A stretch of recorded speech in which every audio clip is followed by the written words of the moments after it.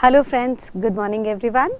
चलिए आइएगा शुरू करते हैं हम कस्टम्स वैल्यूएशन के आगे कंटिन्यूएशन में। हमने लास्ट क्लास में देखा था कि बेटा बाहर से जब भी कोई गुड्स आते थे तो इंडियन पोर्ट पर उतरते थे और पोर्ट पर एक कस्टम ऑफिसर खड़ा रहता है जो इंपोर्टर से कस्टम ड्यूटी चार्ज करता है और कस्टम ड्यूटी चार्ज करते वक्त वो दो वैल्यूज लेता है, एक वैल्यू ऑफ गुड्स एंड दूसरा रेट ऑफ ड्यूटी। रेट में तो कोई दिक्कत नहीं आती, ये रेट हमें कस्टम टैरिफ एक्ट बताता है और अगर ये रेट ना गिवन हो आप 10% प्रिज्यूम कर लेंगे। लेकिन जो वैल्यू जिस पे ड्यूटी निकलती है उसे हम बुलाते हैं असेसिबल वैल्यू। और क्योंकि सर ड्यूटी पोर्ट पर निकल रही होती है तो हम असेसिबल वैल्यू भी कहाँ तक की वैल्यू लेते हैं, पोर्ट तक की वैल्यू लेते हैं। ठीक है, अब ये वैल्यू हमें पोर्ट तक लेनी है तो हमने पीछे देखा रूल 3 के अंदर जिसने कहा कि सर फॉरेन पोर्ट तक शिप में गुड्स के अमाउंट को चढ़ाने का जितना भी खर्चा आया उसे हमने नाम दिया एफओबी वैल्यू और जितना भी खर्चा एक्सपोर्टर ने किया था वो सारा खर्चा एक्सपोर्टर इंपोर्टर से चार्ज कर लेता है in the name of transaction value, where generally transaction value and FOB value are almost same. However इसके बाद का जितना भी खर्चा होता है यानी रास्ते का फ्रेट, रास्ते का इंश्योरेंस, वो सारा का सारा खर्चा ऐड कर दिया जाता है in order to compute value at Indian port और उस वैल्यू को हम क्या नाम देते हैं, CIF वैल्यू। फिर इसमें हमने देखा था इस CIF वैल्यू को हम असेसिबल वैल्यू मान लेंगे ड्यूटी निकालने के लिए और क्योंकि ये CIF पोर्ट तक की वैल्यू है तो उसमें ये दो खर्चे फ्रेट और इंश्योरेंस के हमें जोड़ने होंगे। इनके बारे में रूल 10(2) ने बताया। रूल 10(2) ने कहा भाई साहब अगर ये खर्चे गिवन है तो एयर के केस में हमें कितना लेना है, एक्चुअल कॉस्ट और 20% of FOB which ever is less.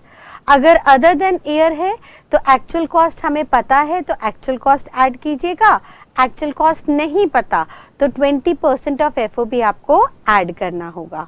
However insurance के केस में अगर आपको एक्चुअल कॉस्ट पता है तो एक्चुअल कॉस्ट ऐड कीजिए, नहीं तो 1.125% ऑफ एफओबी आपको ऐड करना पड़ेगा। ठीक है बेटा, चलिए अब ये रूल 10(2) के खर्चे थे जो हमने फ्रेट और इंश्योरेंस के नाम से देखे थे। इसके आगे हम कंसिडर करते हैं रूल 10(1) के खर्चे। रूल 10(1) में देखिएगा उन्होंने और बहुत सारे खर्चे मेंशन किए, आज हम इसको पढ़ेंगे। बहुत सारे खर्चे दिए गए जिनको मैं क्लास में एक्सप्रेस्ड एडिशंस या एक्सप्रेस्ड एडजस्टमेंट्स का नाम दे देती हूँ। एक्सप्रेस्ड का मतलब है बेटा अब जो भी खर्चे जो भी एडजस्टमेंट हम पढ़ेंगे वो सिर्फ और सिर्फ आपको तब ऐड करनी है असेसिबल वैल्यू निकालते वक्त जब वो एक्सप्रेसली आपको क्वेश्चन के अंदर दी गई हो। अगर वो वैल्यूज क्वेश्चन में आपको मेंशन नहीं है तो उनके अमाउंट को आप कभी भी कंसिडर नहीं करेंगे। जैसे हम पहला खर्चा देखते हैं कमीशन का। अब ये कमीशन क्या होता है बेसिकली सोचिएगा। सर कमीशन वो पेमेंट होती है जो एजेंट्स को पे की जाती है। कोई भी पेमेंट जो प्रिंसिपल अपने एजेंट को दे रहा है उसको हम कमीशन कहते हैं और प्रिंसिपल के बिहाफ पे एजेंट जो भी काम करता है उसके लिए एजेंट अपनी कमीशन चार्ज करता है। अब मान लीजिए इंडिया में मेरा इंपोर्टर है और यूएस में मेरा एक्सपोर्टर है। मेरा एक्सपोर्टर कहाँ बैठा है, यूएस में बैठा है। अब यूएस का एक्सपोर्टर ऑब्वियस सी बात है बेटा खुद यूएस में बैठा हुआ है तो अपना एजेंट कहाँ अपॉइंट करना चाहेगा, उस जगह जहां पे वो अवेलेबल नहीं है। एंड इंडिया में जो इंपोर्टर बैठा हुआ है क्योंकि वो खुद इंडिया में बैठा हुआ है तो वो अपना एजेंट कहाँ पे अपॉइंट करना चाहेगा, ऐसी जगह जहां पे वो खुद नहीं पहुंच सकता। यानी जनरली अगर क्वेश्चन साइलेंट है और कोई एक्सप्लेनेशन नहीं है तो मान के चलिएगा कि इंडिया में बैठा हुआ एजेंट किसका है, एक्सपोर्टर का, और यूएस में बैठा हुआ एजेंट किसका होगा, इंपोर्टर का। ठीक है बेटा। अब क्योंकि यूएस का एजेंट बाहर बैठा है, यूएस में बैठा है, तो अपनी कमीशन कौन सी करेंसी में डिमांड करेगा, डॉलर में, फॉरेन करेंसी में। और इंडियन एजेंट जो एक्सपोर्टर को रिप्रेजेंट कर रहा है, इंडिया में बैठा हुआ है, वो अपनी पेमेंट कौन सी करेंसी में लेगा, रुपीज में। जनरल लॉ है। अच्छा, अब एक्सपोर्टर जिसको हम सेलर भी कह सकते हैं, ये सेलर अपने एजेंट को जो कमीशन दे रहा है, मैं आज से उसे नाम दे दूंगी सेलिंग कमीशन। और इंपोर्टर यानी बायर जो इंडिया में बैठा है, वो अपने एजेंट को जो कमीशन पे करेगा, आज से मैं उसको बुलाऊंगी बाइंग कमीशन। ठीक है बेटा। बायर के एजेंट की कमीशन बाइंग कमीशन, सेलर के एजेंट की कमीशन सेलिंग कमीशन। अब एक्सपोर्टर ने इंपोर्टर को गुड्स बेचे और इसके बदले इंपोर्टर एक्सपोर्टर को पेमेंट करेगा जो भी ट्रांजैक्शन वैल्यू में लिखा हुआ है, जो भी इनवॉइस प्राइस में लिखा हुआ है। और जनरली बताइए, इनवॉइस प्राइस में, ट्रांजैक्शन वैल्यू में सेलर कितना चार्ज करता होगा? सर ऑब्वियस सी बात है, सेलिंग प्राइस के अंदर एक्सपोर्टर के उसके सारे खर्चे प्लस उसका प्रॉफिट मार्जिन जुड़ा हुआ होगा। ठीक है, मान लेते हैं एक्सपोर्टर इंपोर्टर से 15 लाख चार्ज कर रहा है और उसमें से 1 लाख रुपए की कमीशन दे रहा है। ठीक है, तो जो कॉस्ट है, ये जो कॉस्ट है जो ट्रांजैक्शन वैल्यू में जुड़ी हुई है, इस कॉस्ट में एक्सपोर्टर ने अपने कमीशन का भी खर्चा जोड़ा होगा जो वो अपने एजेंट को पे करेगा, है कि नहीं? अब अल्टीमेटली दिक्कत क्या है, दिक्कत समझिएगा। दिक्कत ये थी कि वो एक्सपोर्टर जो बाहर बैठा हुआ था उसे पेमेंट चाहिए थी डॉलर में और इंडियन इंपोर्टर के पास करेंसी अवेलेबल थी रुपीस में। तो पहले इंपोर्टर ने रुपीस से डॉलर कन्वर्ट किए होंगे और फिर एक्सपोर्टर को पेमेंट की होगी, एंड देन एक्सपोर्टर को जब 15 लाख मिल गए होंगे तो अपना अमाउंट निकाल के फर्दर 1 लाख एक्सपोर्टर को अपने एजेंट को पे करना होगा जो इंडिया में बैठा है। यानी एक्सपोर्टर को अपने डॉलर में से रुपीस को कन्वर्ट करके अपने एजेंट को देना पड़ेगा। अब सर ये थोड़ी सी कॉम्प्लिकेटेड सिचुएशन हो गई, क्यों? इंपोर्टर से पैसा जा रहा था एक्सपोर्टर पे और एक्सपोर्टर से आ रहा था एजेंट में, यानी रुपीस से डॉलर और फिर डॉलर से रुपीस करेंसी कन्वर्जन हो रही थी। अब आप सबने पढ़ा सुना होगा कि सर फॉरेन एक्सचेंज का रेट डेली बेसिस पे फ्लक्चुएट करता है। डेली बेसिस पे डिमांड सप्लाई के इक्विलिब्रियम के अकॉर्डिंगली डॉलर या तो महंगा होता है या सस्ता होता है। तो वट एवर द केस में भी डॉलर महंगा हो या सस्ता हो, दोनों में से एक ना एक पार्टी को, चाहे वो एक्सपोर्टर हो या एक्सपोर्टर का एजेंट, किसी ना किसी को तो लॉस बेयर करना पड़ेगा due to foreign exchange fluctuation in the market. तो ऐसी सिचुएशन में इस फॉरेक्स फ्लक्चुएशन से बचने के लिए एक्सपोर्टर इंपोर्टर से एक अंडरस्टैंडिंग बैठा लेता है, एक म्यूचुअल सहमति से एग्रीमेंट करता है और कहता है एक्सपोर्टर इंपोर्टर को कि भाई आपको 15 लाख मुझे देने हैं, आप मुझे 15 मत दो, आप मुझे खाली 14 लाख रुपए दो। ये सारी करेंसी मैं रुपीज में बात कर रही हूँ, लेट्स से आप मुझे 14 लाख दो। यानी वो अपनी कमीशन, जो अपने एजेंट को कमीशन देनी है, वो नहीं मांग रहा, वो कह रहा है आपको सर सिर्फ और सिर्फ मुझे कितना पे करना है, आप मुझे 14 लाख रुपए दीजिएगा और मेरे 14 में से, 14 तो मेरी पेमेंट है, जो मेरे को 15 लेनी थी, उस 15 में से 1 लाख रुपए मेरे एजेंट को कमीशन पे कर दीजिएगा।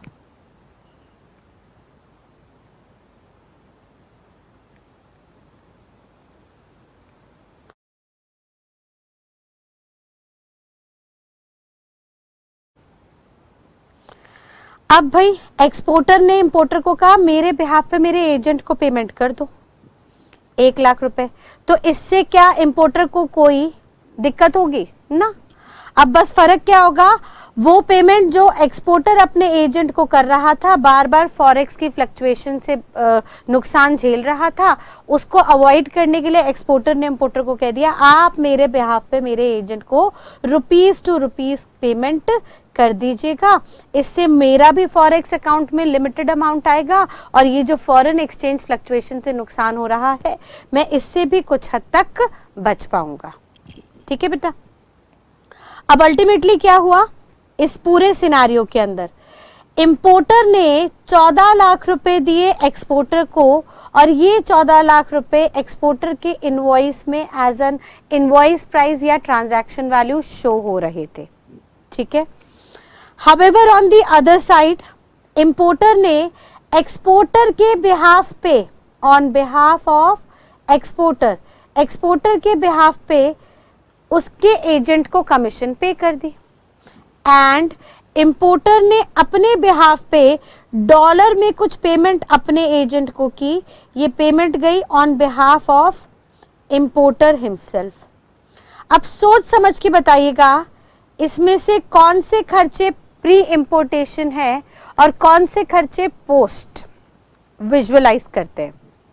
सोचिए, वो एक्सपोर्टर जिसने गुड्स की ओनरशिप इंपोर्टर के नाम पे कर दी है, वो अपने एजेंट को कमीशन इंपोर्टर के द्वारा माल मिलने से पहले पे करवाएगा या माल मिलने के बाद। मान लीजिए इंपोर्टर को गुड्स मिल गया और वो अपनी फैक्ट्री में क्लियर करा के ले जाता है और कल को उसके मन में लालच आ जाता है, वो पेमेंट करने से मना कर देता है, तो भाई साहब एक्सपोर्टर किसी भी हालत में इंपोर्टर से अपने पैसे निकलवा पाएगा ना, पॉसिबल नहीं है।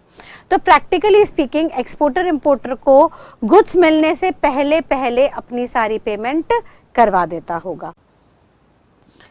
तो ये जो सेलिंग कमीशन पे हुआ बेटा, इसको अब से हम क्या मानेंगे, प्री इंपोर्टेशन एक्सपेंस।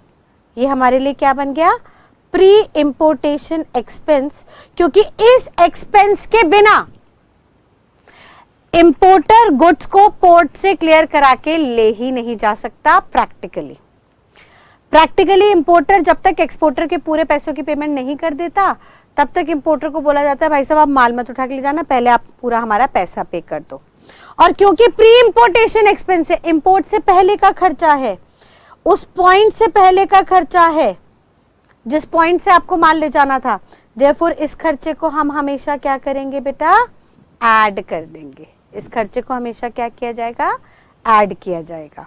हाउएवर ये इंपोर्टर जो अपने एजेंट को बाइंग कमीशन दे रहा है, सोच के बताइएगा ये कमीशन इंपोर्टर अपने एजेंट को कब देगा, जब माल यूएस पोर्ट से चल चुका है या माल जब इंडियन पोर्ट पे इंपोर्टर ने क्लियर करा लिया है।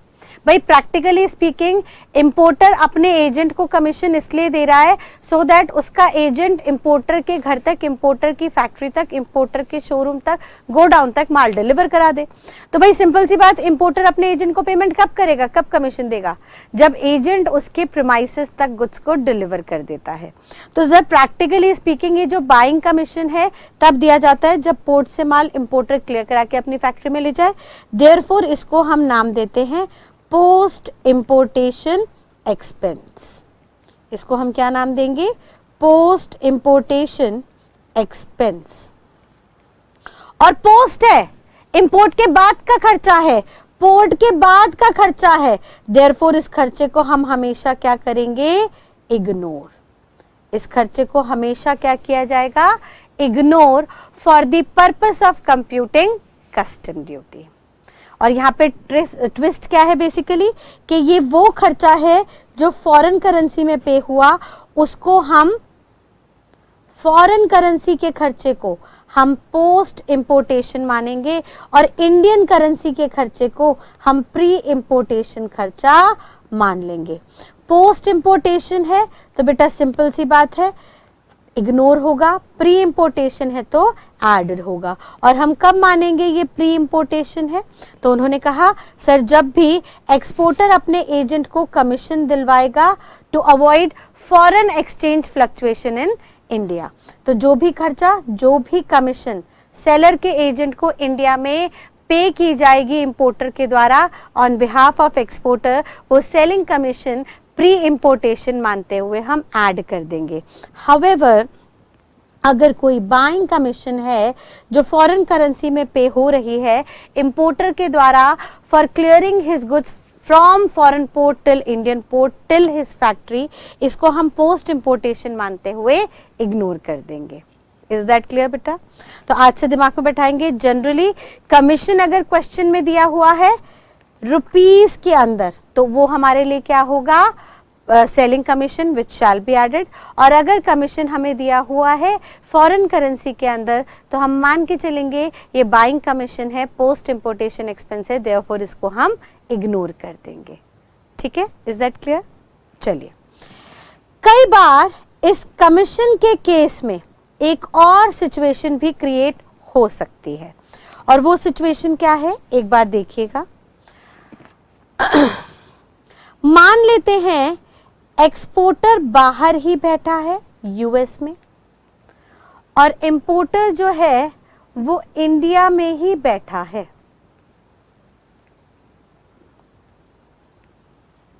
ठीक है, लेकिन इंपोर्टर अपने काम में बहुत बिजी है, अपने लोकल वर्क में बहुत बिजी है, उसके पास इतना टाइम नहीं है कि वो बाहर जाके एक्सपोर्टर ढूंढे और माल मंगवाए। तो कई बार इंपोर्टर अपने एजेंट अपनी ही लोकेशन में ढूंढ लेते हैं। मान लीजिए इंपोर्टर बैठा है एमपी में और एजेंट अपॉइंट किया उसने महाराष्ट्र में, बॉम्बे में। अब ये जो एजेंट है ये किसका एजेंट है? इंपोर्टर का। सिमिलरली मान लीजिए एक्सपोर्टर अपना एजेंट बाहर चुनता है कोस्टल एरिया के किनारे जो इसका माल बाहर दूसरी कंट्रीज में बेच सके। ये एजेंट है एक्सपोर्टर का। अगर एक्सपोर्टर का एजेंट बाहर बैठा है और इंपोर्टर का एजेंट इंडिया में बैठा है तो ऐसे एजेंट को हम बोल देते हैं कैनलाइजिंग एजेंट। वो एजेंट जिनको कैनाल की तरह, रूट की तरह हम यूज कर रहे हैं for the purpose of importation and exportation. ठीक है, अब एक्सपोर्टर क्या करेगा? इस एजेंट को, इस कैनलाइजिंग एजेंट को गुड्स भेजेगा कि भैया मेरे बिहाफ पे आगे बिकवा के ला। ये कैनलाइजिंग एजेंट के आपस में टाई अप होंगे, ये एक कंट्री से दूसरी कंट्री में बेचेंगे। एंड कैनलाइजिंग एजेंट का अपनी कंट्री में टाई अप होगा, ये बायर्स को प्रोडक्ट को डिलीवर करेंगे। और फिर बायर को कह दिया जाएगा भाई साहब आप एक्सपोर्टर के अकाउंट में भी पैसे डाल दो, आप एक्सपोर्टर के एजेंट के अकाउंट में भी पैसे डाल दो और आप अपने एजेंट को भी पैसे दे दो। इंपोर्टर जो एक्सपोर्टर के अकाउंट में पे करेगा वो तो हमारे लिए हो गया ट्रांजैक्शन वैल्यू, इनवॉइस प्राइस, इसमें तो कोई दिक्कत है ही नहीं। लेकिन इंपोर्टर एक्सपोर्टर के एजेंट की पॉकेट में जो डाल रहा है वो क्या रहा? हमारा सेलिंग कमीशन। भाई सेलर का एजेंट है ये। अब इस बार सेलिंग कमीशन कौन सी करेंसी में पे होगी? भाई क्योंकि एक्सपोर्टर का एजेंट बाहर बैठा है तो उसकी सेलिंग कमीशन फॉरेन करेंसी में पे होगी। वेरेवर इंपोर्टर का एजेंट इंडिया में बैठा है तो इंपोर्टर अपने एजेंट को बाइंग कमीशन पे करेगा which shall be payable in Indian currency. इस बार रिवर्स हो गया ट्रिक। इंडियन करेंसी में इंपोर्टर अपने एजेंट को दे रहा है और फॉरेन करेंसी में इंपोर्टर बाहर एक्सपोर्टर के एजेंट को दे रहा है। जो एक्सपोर्टर के एजेंट को दे रहा है वो हमारे लिए क्या है? सर ऑब्वियस सी बात है, एक्सपोर्टर के एजेंट को माल दिए बिना हम पोर्ट से जनरली माल क्लियर नहीं कराते। तो ये हो गया हमारा प्री इंपोर्टेशन एक्सपेंस, इंपोर्ट से पहले का खर्चा। ठीक है, और वो कमीशन जो इंपोर्टर अपने एजेंट को इंडिया में पे कर रहा है उसे हम क्या नाम दे देते हैं? Post importation expense. और अगर पोस्ट इंपोर्टेशन है तो इस खर्चे को हमेशा क्या किया जाएगा, ignore. Where as pre importation expense है तो इस खर्चे को हमेशा क्या कर दिया जाएगा, ऐड। Is that clear? तो अब इस सिनारियो में क्या हो गया हमारा, अगर कैनलाइजिंग एजेंट है तो मान लीजिए इंपोर्टर का एजेंट इंडिया में ही है उसी की कंट्री में, और एक्सपोर्टर का एजेंट उसकी कंट्री में अब्रॉड में बैठा हुआ है। फिर एक्सपोर्टर के एजेंट को जो सेलिंग कमीशन पे हो रही है वो फॉरेन करेंसी में पे होगी, ना कि इंडियन रुपीस में, और इंडियन एजेंट को जो कमीशन दी जा रही है वो इंडियन रुपीस में होगी। लेकिन इंडियन एजेंट की जो कमीशन है that will be buying commission which is post import expense to be ignored, where as selling commission जो बाहर के बंदे को हम दे रहे हैं वो प्री इंपोर्टेशन एक्सपेंस है, उसको हम ऐड कर देंगे। ठीक है बेटा, यानी कंक्लूजन क्या निकली, मैं क्या कह सकती हूँ, I can conclude this point कि बेटा कमीशन जो है वो दो तरह से लगती है, या तो आप उसको सेलिंग कमीशन मानो या उसको आप बाइंग कमीशन मानो। सेलिंग कमीशन किसके एजेंट को दी जाती है, सेलर के एजेंट को, यानी selling commission is payable to the agent of exporter. और भाई साहब एक्सपोर्टर के बिहाफ के जितने भी खर्चे हैं, एक्सपोर्टर के बिहाफ के जितने भी खर्चे हैं जो एक्सपोर्टर डायरेक्टली पे कर रहा है या इंपोर्टर एक्सपोर्टर के बिहाफ पे पे कर रहा है, उन सारे खर्चों को आपको असेसेबल वैल्यू कंप्यूट करते वक्त ऐड करना पड़ेगा। ठीक है, वेयर एज इंपोर्टर के एजेंट को जो भी कमीशन दी जा रही है वो सर पोस्ट इंपोर्टेशन एक्सपेंस है, उन सारे खर्चों को इग्नोर करेंगे क्योंकि वो पोर्ट पे गुड्स क्लियर होने के बाद के खर्चे हैं। अगर क्वेश्चन साइलेंट है और वो कह रहा है कि selling commission paid to agent, खाली एजेंट वर्ड लिखा है, तो मान लीजिए सर ये इंडियन रुपीस में पे होगा जब हम इंडियन इंपोर्टर का क्वेश्चन कर रहे हैं। और अगर यहां पे लिखा है एजेंट पेड टू कैनलाइजिंग एजेंट, तो कैनलाइजिंग एजेंट का मतलब मान लेते हैं जिस कंट्री में एक्सपोर्टर बैठा है वहीं पे उसका एजेंट बैठा हुआ है, यानी वहां पे हम फॉरेन करेंसी के अंदर उसको कमीशन पे करेंगे।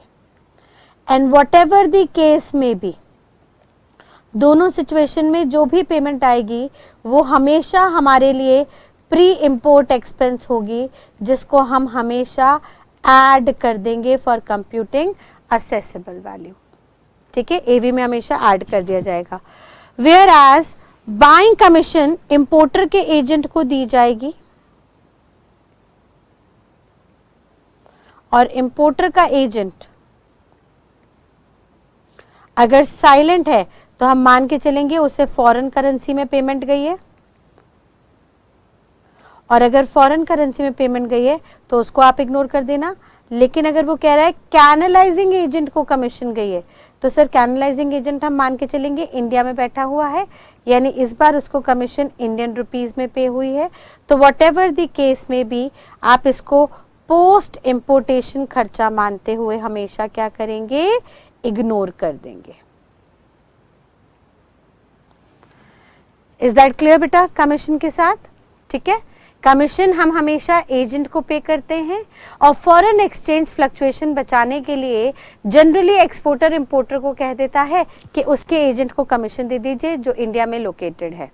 इसलिए जनरली इंपोर्टर एक्सपोर्टर के एजेंट को जो इंडिया में लोकेटेड है उसको इंडियन रुपीस में कमीशन पे करता है, which is a pre importation expense to be added. और अगर एक्सपोर्टर का एजेंट बाहर ही बैठा हुआ है तो we'll call him as an canalising agent, जिसको कमीशन फॉरेन करेंसी में जाएगी, फिर हम उस फॉरेन करेंसी की प्री इंपोर्ट खर्चे को ऐड कर देंगे।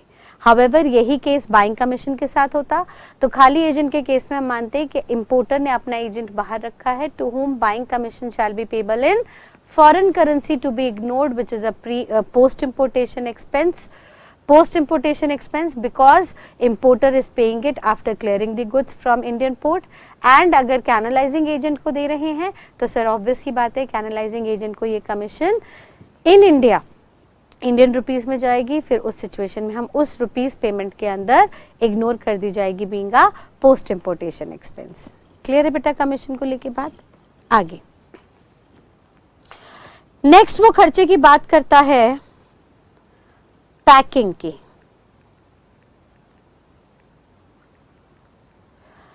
पैकिंग के लिए लॉ मेकर कहता है सर दो तरह से पैकिंग आती है बाहर से इन जनरल। मान लीजिए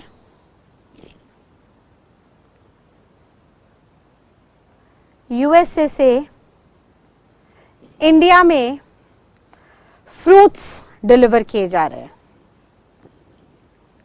फ्रूट्स की इंपोर्टेशन हो रही है।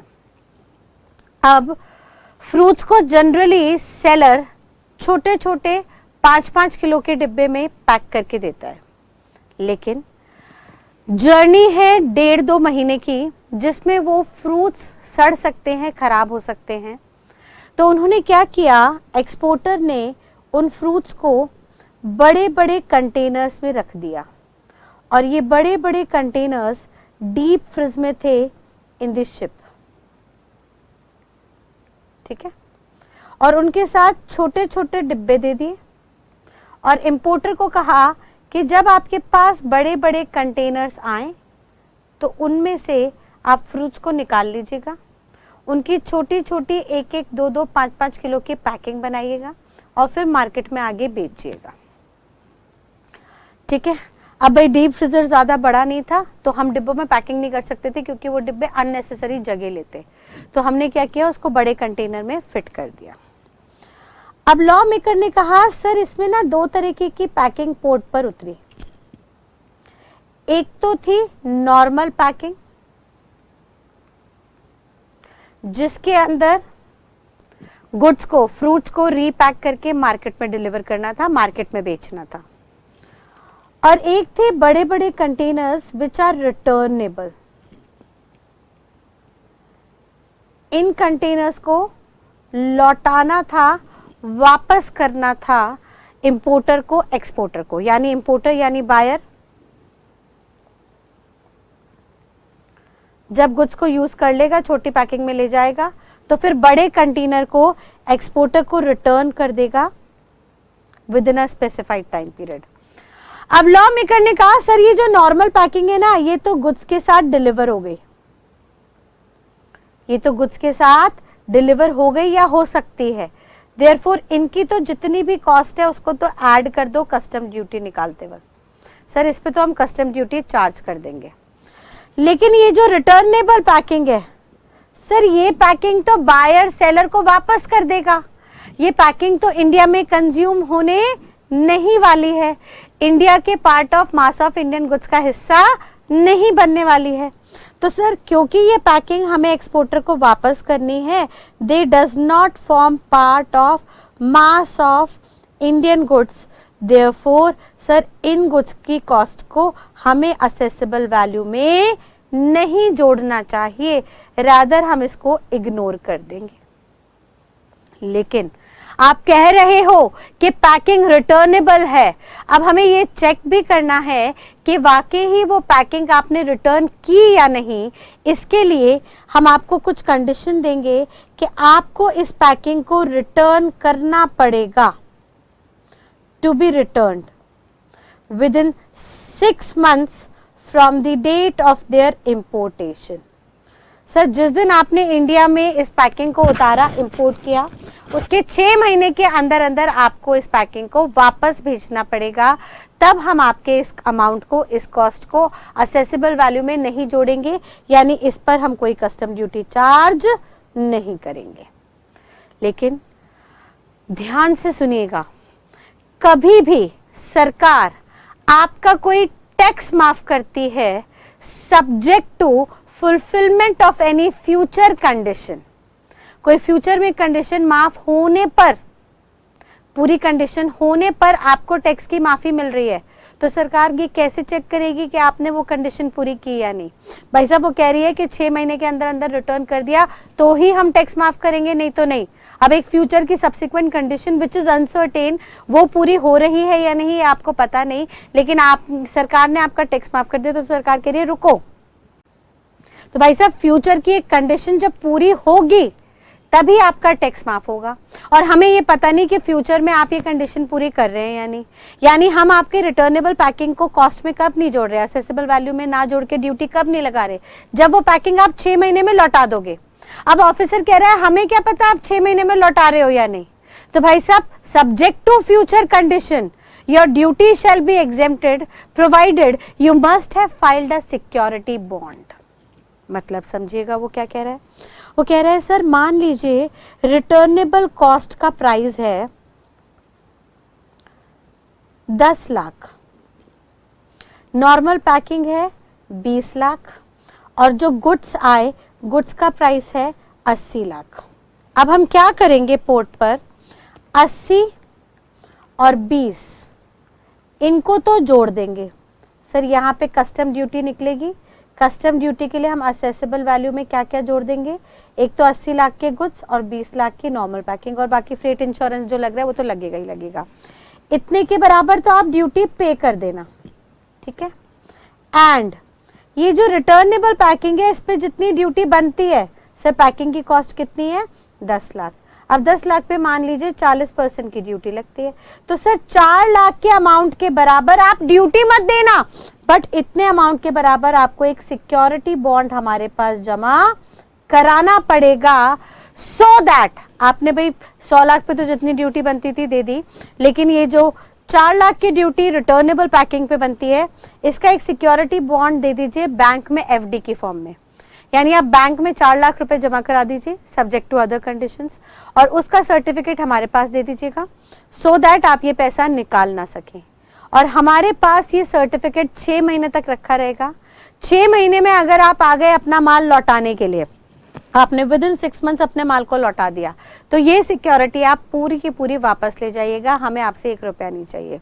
लेकिन अगर आप 6 महीने के अंदर नहीं आए लौट के, आप जाओगे तो इसी पोर्ट से, आप 6 महीने में नहीं आए इस पैकिंग को लौटाने के लिए, तो हम मान लेंगे इस पैकिंग को आप अपने पास रखने वाले हो, कंज्यूम करने वाले हो, फिर इस पे ड्यूटी लगनी चाहिए थी जो हमने आपसे पहले चार्ज नहीं की, अब हम वो ड्यूटी चार्ज कर लेंगे by breaking the bond which you have filed with the bank. जो सिक्योरिटी बॉन्ड, जो इंडेमनिटी बॉन्ड आपने जमा करवाया था, उसको तोड़ के हम अपना पैसा रिकवर कर लेंगे अगर कल को आप लौट के नहीं आते हो।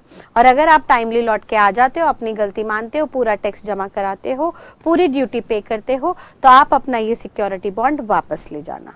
यानी आज से ध्यान रखेंगे पूरे आईडीटी में व्हेनेवर टैक्स और duty is exempted subject to fulfilment of any future condition, future में किसी कंडीशन के पूरे होने पे टैक्स या ड्यूटी माफ हो रहा है, तो उस सिचुएशन में हम आपको पूरी की पूरी छूट दे देंगे, बशर्ते आपसे उतने अमाउंट के बराबर एक सिक्योरिटी डिपॉजिट रखवा लिया जाएगा, ठीक है।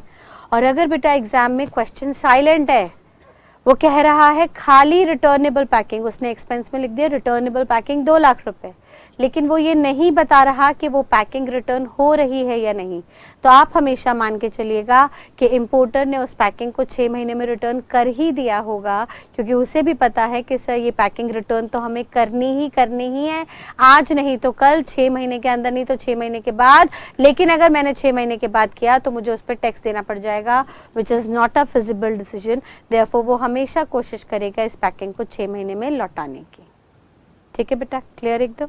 चलिए, तो हमने रिटर्नेबल और पैकिंग के लिए हमने क्या क्रक्स बनाया, हमने कहा बेटा जब भी पैकिंग वर्ड आ जाए तो 2 तरीके की पैकिंग होगी, रिटर्नेबल एंड नॉर्मल पैकिंग। अगर रिटर्नेबल पैकिंग है तो आपको हमेशा क्या करना है, उसको इग्नोर और नॉर्मल को ऐड, बशर्ते हम कब मानेंगे वो इग्नोर हो रहा है, जब वो विद इन 6 मंथ्स रिटर्न हो जाता है। अगर वो रिटर्न नहीं होता तो हम उसका अमाउंट को टैक्सेबल कर लेते हैं, असेसेबल वैल्यू में जोड़ देते हैं। और वो कैसे जोड़ते हैं, by filing a security bond equivalent to amount of duty payable on such returnable packing.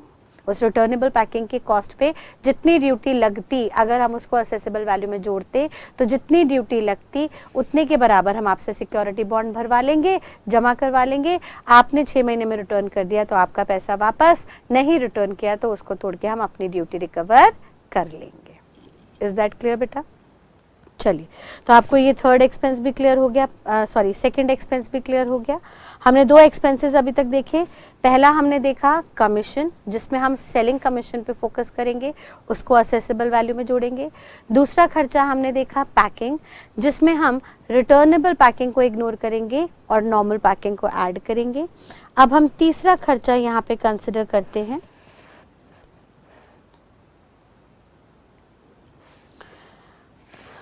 जिसमें हम देखते हैं रॉयल्टी। अब ये रॉयल्टी क्या होती है समझिएगा जरा, बहुत दिमाग में अच्छे से बैठाइएगा। कई बार कुछ लोग अपनी इंटेलेक्चुअल प्रॉपर्टी क्रिएट करते हैं। इंटेलेक्चुअल प्रॉपर्टी का मतलब क्या होता है? वो प्रॉपर्टी जो हमारे इंटेलेक्ट, हमारे ब्रेन से जनरेट हुई है। जैसे मैं कहती हूं कि बेटा मैंने अपने इंटेलेक्ट, अपने ब्रेन से दिमाग लगा के एक जीएसटी की इनडायरेक्ट टैक्स की किताब लिखी है, कोई बुक लिखी है, कोई लिटरेचर लिखा है। अब मुझे ये डर है कि मेरा लिटरेचर कोई कॉपी ना कर ले, मेरी किताब को कोई अपने नाम से मार्केट में ना बेचे। देयरफॉर मैं उस किताब के मैटर को सरकार के पास जाके रजिस्टर करा देती हूँ, ठीक है। या सिमिलरली कोई आर्टिस्टिक वर्क तैयार करता है, कोई मूवी बनाता है, करण जौहर, एकता कपूर कोई सीरियल बनाती है, कोई एड बनाती हैं, या कोई म्यूजिशियन म्यूजिक पीस तैयार करता है। तो सर हमारा ये म्यूजिक पीस, ये आर्ट वर्क या ये लिटरेचर कोई कॉपी ना कर ले, इसके लिए हम इसको एक्सक्लूसिवली रजिस्टर्ड करा देते हैं इन the name of copyright. In the name of copyright. Copyright का मतलब क्या होता है? Sir copyright is an exclusive right wherein, अगर मैं अपनी किताब का कॉपीराइट ले रही हूं तो ये अधिकार रजिस्टर्ड हो गया। अब ये किताब सिर्फ और सिर्फ मेरे नाम से, मेरे मैटर में छपेगी, कोई और इस मैटर को अपने नाम से नहीं छाप सकता। सिमिलरली मैं कहूंगी बेटा कोई कंपनी फॉर्मूला बनाती है, मान लीजिए रेनबैक्सी कंपनी है, उसने सालों साल रिसर्च करके एक दवाई, एक मेडिसिन तैयार की और वो दवाई का फॉर्मूला उसे दवाई के पैकेट में छापना पड़ता है, लेकिन उसे ये डर है कि उसका ये फॉर्मूला कोई दूसरी कॉम्पिटिटिव कंपनी ना चोरी कर ले। देयरफॉर वो उसको, उस फॉर्मूले को रजिस्टर करा लेती है कि भाई साहब अब ये फॉर्मूला हमारा है, हमारे अलावा इसको कोई और यूज नहीं कर सकता। और जैसे ही वो उस फॉर्मूले को रजिस्टर कराती है, इसको हम कहते हैं पेटेंट। क्या बुलाते हैं हम इसे? पेटेंट। सिमिलरली सर कई बार लोग बहुत लाखों करोड़ों खर्च करके अपना नाम बनाते हैं, अपनी गुडविल क्रिएट करते हैं, अपना ब्रांड नेम क्रिएट करते हैं। अब हमें ये डर है कि हमारा नाम, हमारी गुडविल कोई और ना चुरा ले। भाई हमने सालों साल मेहनत की अपना नाम क्रिएट करने में, हमने लाखों करोड़ों खर्च किए अपना एडवर्टीजमेंट, अपनी पब्लिसिटी करने में। अब हम नहीं चाहते कि हमारा नाम कोई और यूज करे, तो इसको हम रजिस्टर करा लेते हैं इन the name of trademark. In the name of trademark. और ये भी जो हम रजिस्टर कराते हैं अधिकारों को, ये सारे अधिकारों को हम एक्सक्लूसिव राइट मान लेते हैं। एक्सक्लूसिव राइट का मतलब क्या होता है? ये अधिकार सिर्फ और सिर्फ हमारे हैं जिन्होंने बनाए। अब मान लीजिए मैंने किताब लिखी, मैंने किताब बनाई, तो इसका अधिकार सिर्फ मेरा है, कोई और इस किताब को ना तो छाप सकता है ना बेच सकता है जब तक मैं ना बोलूं। ये एक्सक्लूसिव राइट है, मेरा कॉपीराइट है। सिमिलरली किसी ने कोई मूवी बनाई तो उसी का अधिकार है ये मूवी को रिलीज करने का, डिस्प्ले करना का अलग अलग मीडिया चैनल्स पे। सिमिलरली किसी ने दवाई का फॉर्मूला बनाया तो इसका पेटेंट सिर्फ उसका है, कोई और ये दवाई का फॉर्मूला यूज़ नहीं कर सकता। एंड वाइस वर्सा, लास्टली वो कह रहा है अगर किसी ने कोई नाम, कोई गुडविल क्रिएट की तो उस सिचुएशन में सिर्फ और सिर्फ वही बंदा उस ट्रेडमार्क को यूज़ कर सकता है, कोई और नहीं यूज़ कर सकता। अब ये जो एक्सक्लूसिव राइट है which is registered with government, इस एक्सक्लूसिव राइट को हम दो कैटेगरी में बांट देते हैं। यानी ये तो वो जनरली यूज करेगा जिसने इसे बनाया, भाई मैंने किताब लिखी तो अब मैं किताब बना के कितनी भी बार छापूं, कितने भी लोगों को बेचूं, या किसी ने फॉर्मूला बनाया तो वो फॉर्मूले से यूज करके कितनी भी दवाइयां बनाए, कोई भी कोल्ड ड्रिंक बनाए, कोई भी सॉफ्टवेयर कोई भी फूड प्रोडक्ट बनाए। मैंने ट्रेडमार्क ले लिया, सर अब ट्रेडमार्क ले लिया तो अब ये मेरा अधिकार है, मैं अपने नाम को कहीं पे भी यूज़ करूँ, किसी भी बिजनेस में अप्लाई करूँ, किसी भी होर्डिंग पे डिस्प्ले करूँ, इसमें कोई रोक नहीं सकता। लेकिन ये अधिकार कई बार ट्रांसफ़र भी कर दिया जाता है, ट्रांसफ़र ऑफ राइट। और ये ट्रांसफ़र दो तरह से हो सकता है, परमानेंट भी हो सकता है और टेम्पररी भी हो सकता है। टेम्पररी मतलब सर मेरे पास मेरी बातचीत चल रही है मान लीजिए टेक्समैन पब्लिकेशन हाउस से, और वो कहती है कि आप अपनी किताब दीजिए, हम आपकी किताब आपके नाम से इंडिया के कोने कोने में बेचेंगे। तो मैं कहती हूँ भाई साहब मैं तो बहुत छोटी ऑथर हूँ और आप इतने बड़े पब्लिकेशन हाउस हो, कल को आप अगर मेरे को डिसीव करोगे, डोमिनेट करोगे, मुझे पता ही नहीं लगने दोगे कि मेरी कितनी किताबें बिक रही हैं, तो मेरा तो बहुत मेजर लॉस होगा। तो सर मेरे और आपके बीच में बस 1 साल का कॉन्ट्रैक्ट होगा, पहले आप 1 साल तक मेरी किताबें बेचिए, मुझे उसका किराया दीजिए। अगर मुझे लगा कि आपने मेरे साथ कोई डोमिनेशन, कोई डिसीवमेंट, कोई धोखाधड़ी नहीं की है, मुझे अननेसेसरीली डिसीव नहीं किया है और मेरे को properly payment time to time करते रहेंगे, तो ये अधिकार मैं फिर से 1 साल के लिए एक्सटेंड कर दूंगी। इन अधिकारों के ट्रांसफर को हम टेक्निकली बुलाते हैं असाइनमेंट ऑफ राइट। अधिकार को असाइन करना, ट्रांसफर करना।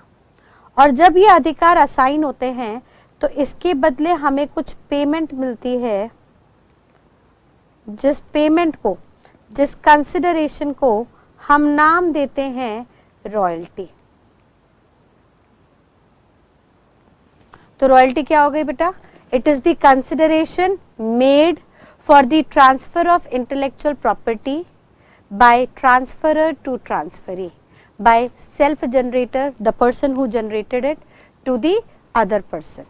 ठीक है, मैंने अगर कॉपीराइट दिया अपनी किताब का छापने का टू टेक्समैन पब्लिकेशन, तो उसके बदले टेक्समैन पब्लिकेशन से जो मुझे पेमेंट आ रही है that will be known as royalty. और ये रॉयल्टी दो कैटेगरी में हम पे कर सकते हैं।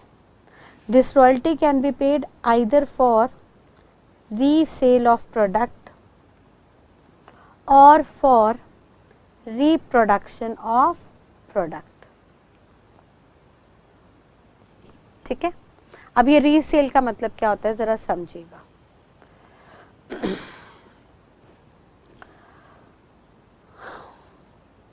मान लीजिए मेरे यहां एक इंपोर्टर है Penguin India, a world renowned publication house, और यूके की एक ऑथर हैं J K Rowling, a world renowned author, जिनकी एक बुक बहुत पॉपुलर है मार्केट में, हैरी पॉटर। अब जेके रॉलिंग पेंगुइन इंडिया को अपनी बुक्स पब्लिश करके देती हैं, उनको बिकवाने का अधिकार देती हैं।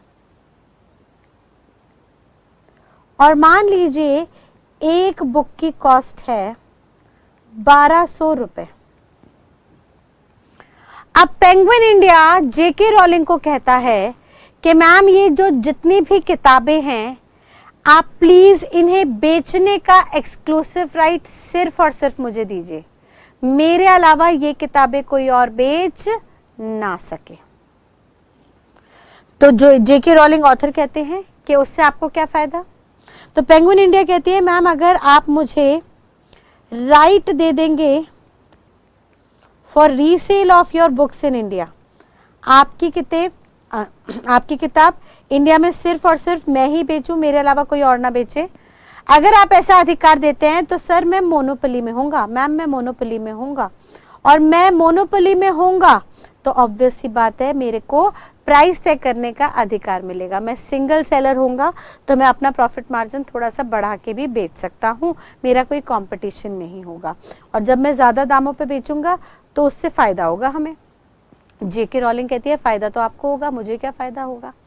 तो पेंगुइन इंडिया कहता है मैम क्योंकि आपने एक्सक्लूसिव राइट मुझे दे दिया अपनी किताबों को बेचने का, तो मेरा प्रॉफिट मार्जिन ऑब्वियसली बढ़ेगा और उसके चलते उस प्रॉफिट का आधा हिस्सा मैं आपको दूंगा इन द नेम ऑफ रॉयल्टी। कहता है मैम बुक्स तो मैंने 1200 की खरीदी, मैं आपको रॉयल्टी दूंगा फॉर रीसेल, और ये रॉयल्टी मैं दूंगा लेट्स से 500 रुपए की। ठीक है, तो अब लॉ मेकर कहता है सर ये जो 500 रुपए की रॉयल्टी मिली ना उन किताबों में जो यूएसए से इंडिया आ रही थी, सॉरी यूके से इंडिया आ रही थी, तो सर ये किताबों की पेमेंट गई, this payment is made against tangible books. उन किताबों के बदले पेमेंट आ रही है जो टेंजिबल है, जो फिजिकली टच एंड सीन हो सकती है। ठीक है, आगे सेकेंड सिनारियो, दूसरी सिचुएशन बनाते हैं। पेंगुइन इंडिया ने कुछ टाइम बाद जेके रॉलिंग को कहा कि मैम आपकी किताबें इंडिया में बहुत महंगी पड़ रही हैं, आपके यहाँ यूके में लेबर बहुत महंगी, यूके से यहाँ तक ट्रांसपोर्टेशन का खर्चा आते आते बढ़ जाता है, फिर इंडिया में उतरते उतरते इस पे कई तरीके की कस्टम ड्यूटी लग जाती है, एंड अल्टीमेटली मार्केट में आपकी किताब बहुत महंगी बिकती है, जिसके चलते इसकी डिमांड बहुत घट गई है। इसका प्राइस इतना ज़्यादा है कि डिमांड बहुत घटी हुई है, वो भी ऐसी किताब की जिसकी मूवी बनी हुई है, और मूवी पायरेटेड सीडीज में 20-20 रुपए में आपको बहुत सारी मार्केट्स में, पालिका बाजार एंड अदर लोकल मार्केट्स के अंदर मिल जाती है। तो जो कस्टमर है वो उन मूवीज को, पायरेटेड सीडीज को देखना ज़्यादा प्रेफर करता है as compare to the books printed by you. तो अब जेके रॉलिंग कहती है क्या किया जाए। तो यहाँ पे पेंगुइन इंडिया कहता है जेके रॉलिंग को कि मैम अब एक हमारे पास ऑप्शन है, आप मुझे अधिकार दे दीजिए पेपर पे कि आपके नाम से किताब मैं इंडिया में छाप के आगे बेचूं। जब आपके नाम की किताब मैं इंडिया में छापूंगा तो ऑटोमेटिकली हमारा खर्चा कम हो जाएगा, क्योंकि इंडिया में प्रिंटिंग कॉस्ट, लेबर कॉस्ट बहुत कम है as compare to UK. Plus UK से इंडिया तक का आने का ट्रांसपोर्टेशन का खर्चा भी नहीं रहा, प्लस बाहर से कोई भी गुड्स इंपोर्ट नहीं हो रहे तो कस्टम ड्यूटी भी नहीं लग रही। तो अल्टीमेटली कॉस्ट इतनी घट जाएगी कि ऑटोमेटिकली प्राइस कम होते ही डिमांड बढ़ जाएगी, और डिमांड बढ़ी तो आपको मेरे को दोनों को फायदा है। अब जेके रॉलिंग कहती है पेंगुइन इंडिया को कि सर मुझे क्या फायदा। तो पेंगुइन इंडिया कहती है मैम हर किताब के बनने पर, छपने पर मैं आपको रॉयल्टी दूंगी for reproduction, royalty for right of reproduction. आप किताबों में इंडिया बनाने का, इंडिया छापने का अधिकार जैसे ही मुझे दोगे तो मैं हर किताब के छपने पर आपको 800 रुपए दूंगी। और आपको भरोसा ना हो तो आप अपने किसी बंदे को भेज दीजिएगा जो यहाँ पे डेली बेसिस पे स्टॉक टेकिंग करता रहेगा, गिनता रहेगा कि आपकी कितनी किताबें बिकी। जितनी किताबें बिकेंगी हम हर किताब के बिकने पर 800 रुपये देंगे, आपको बड़ा हुआ अमाउंट देंगे, आपको ज़्यादा कुछ करना भी नहीं है, आपको सिर्फ एक अधिकार देना है कि पेपर पे मैं ये किताबें आपके नाम से इंडिया में छाप सकूँ। मैडम रॉलिंग ने कहा सर है तो फायदे का सौदा, लेकिन मुझे एक खतरा भी है। आप कह रहे हो आपके लेबर की कॉस्ट कम है, आपके यहाँ प्रिंटिंग कॉस्ट कम है, तो कल को सस्ते किताबें बन के आप मेरे यहाँ ही कम्पीट करने ना आ जाओ, मेरा ही कंपटीशन ना बन जाओ, यूके में ना बेचने लगो। तो मैं आपको ये अधिकार दे रही हूँ कि आप किताबें छाप सकते हो, लेकिन सिर्फ और सिर्फ अपनी इंडियन टेरिटरी के अंदर, और वहीं पे इन किताबों को बेचोगे। यानी जेके रॉलिंग ने आपको अधिकार दे दिया, इस पेमेंट के बदले आपको क्या मिला, अधिकार दे दिया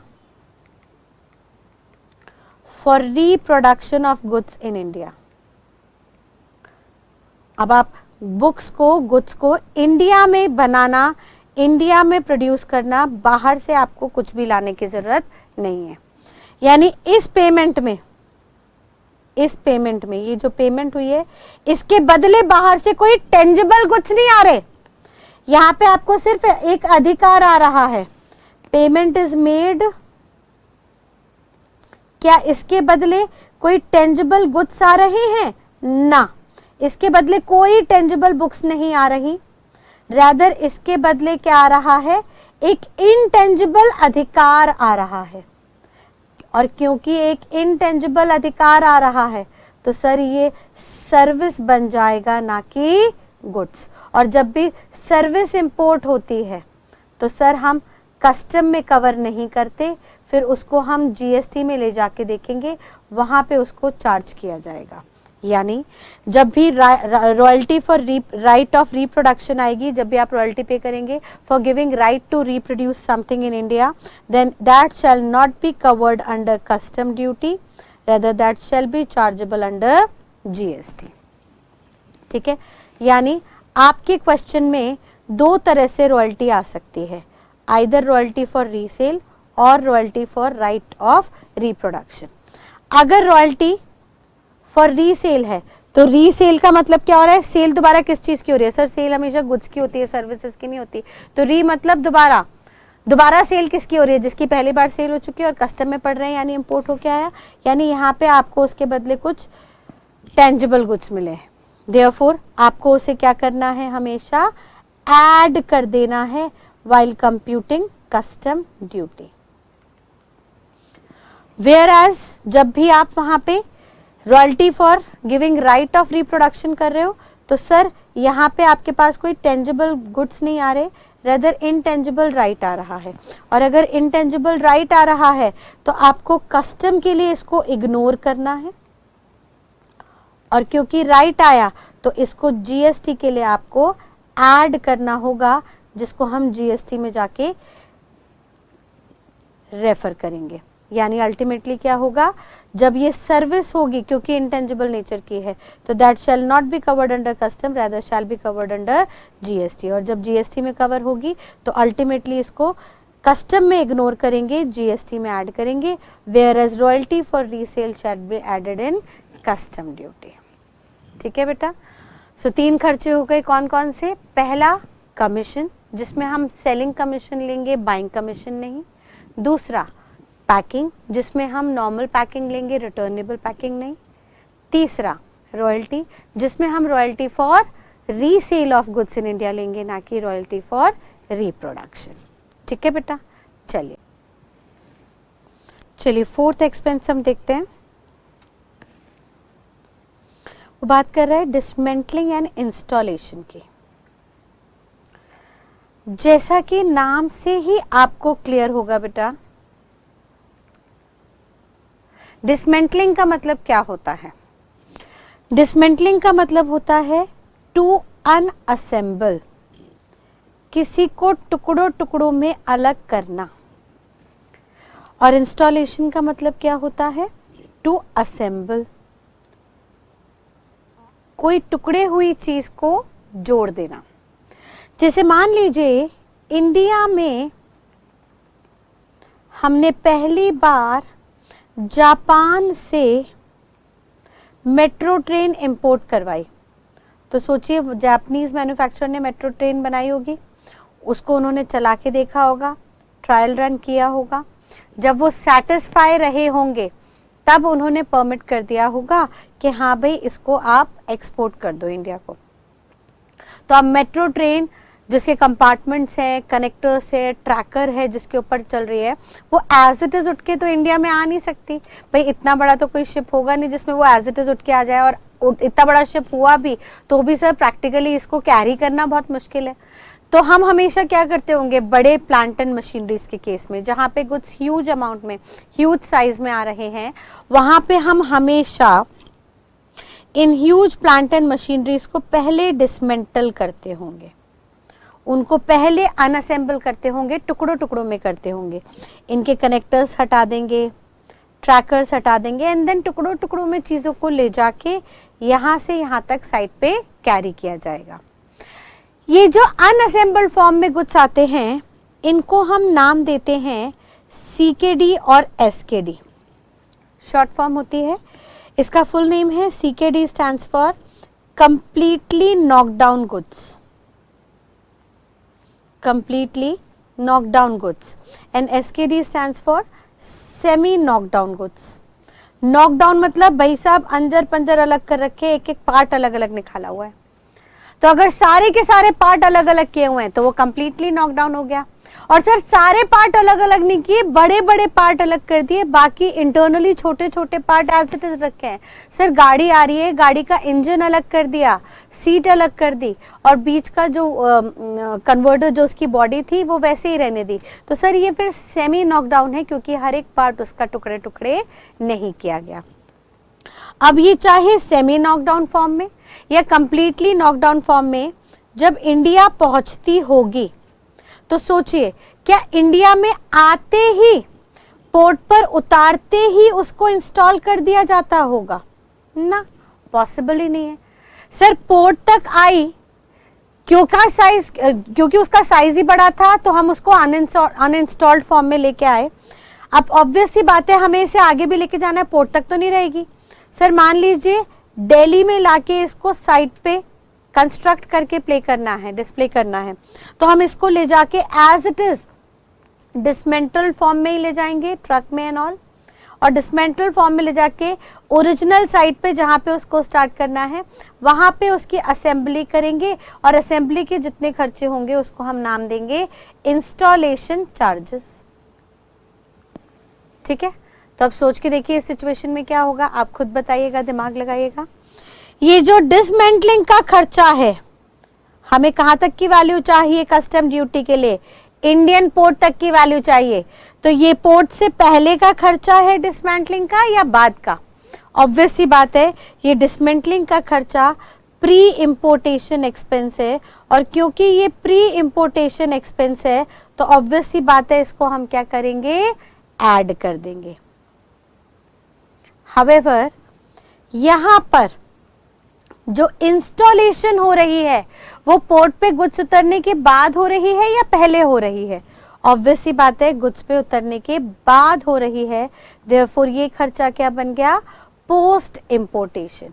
और पोस्ट इंपोर्टेशन है तो इसको हम क्या कर देंगे, इग्नोर कर देंगे for the purpose of computing custom duty. ठीक है, यानी हमारा यहाँ पे सिचुएशन क्या क्या बनी, हमने दो खर्चे देखे, एक हमने देखा डिसमेंटलिंग का, दूसरा इंस्टॉलेशन का।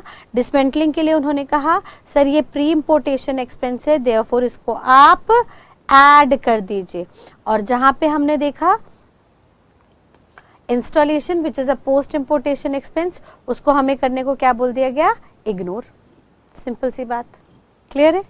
चलिए नेक्स्ट खर्चा देखते हैं।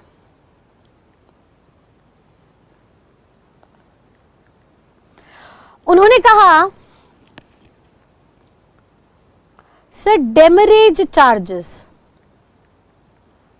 Demurrage charges.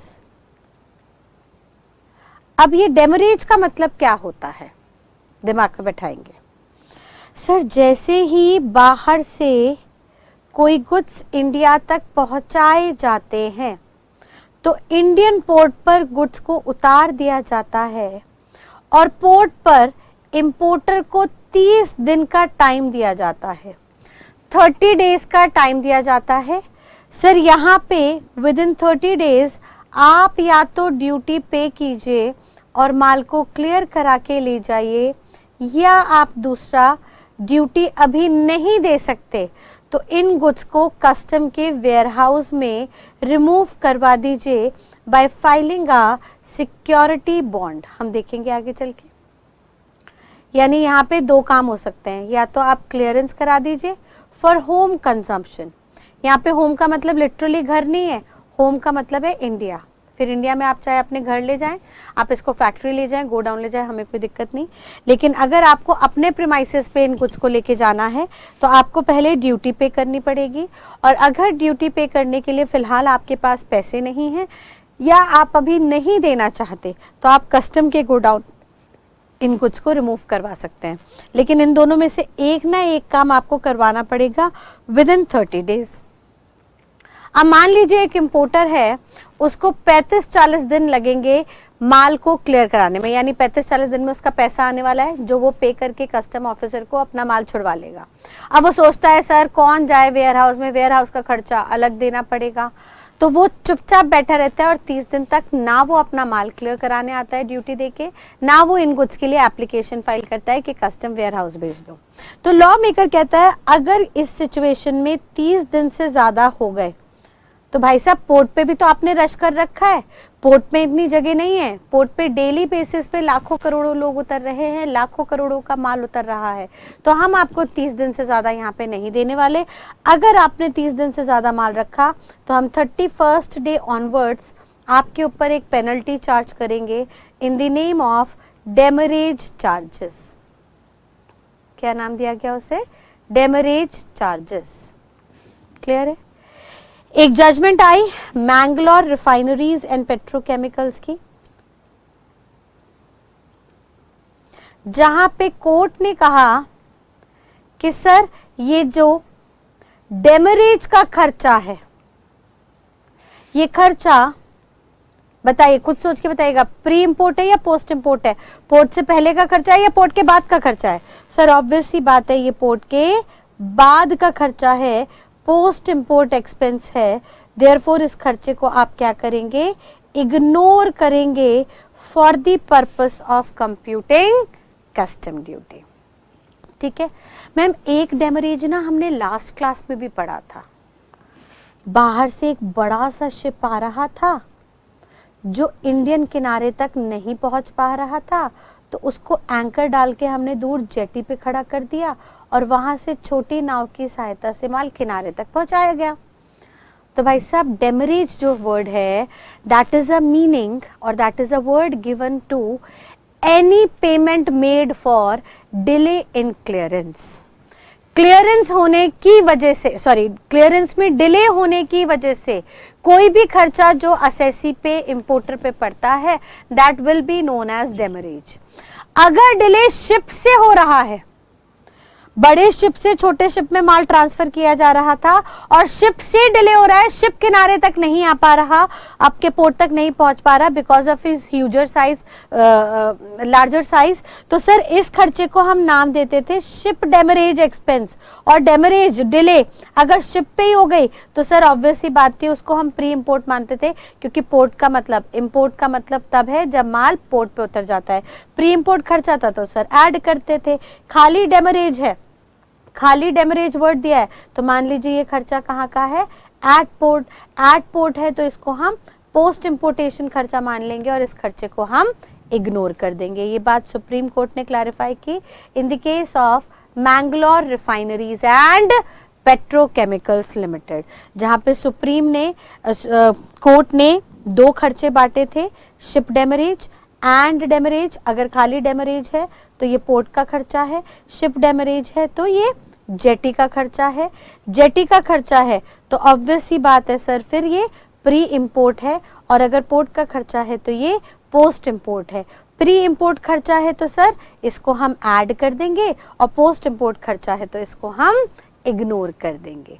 ये बात कोर्ट ने क्लैरिफाई की in the case of Mangalore refineries and petrochemicals limited. ठीक है बेटा, क्लियर है? चलिए नेक्स्ट खर्चा देखते हैं एक बार हम।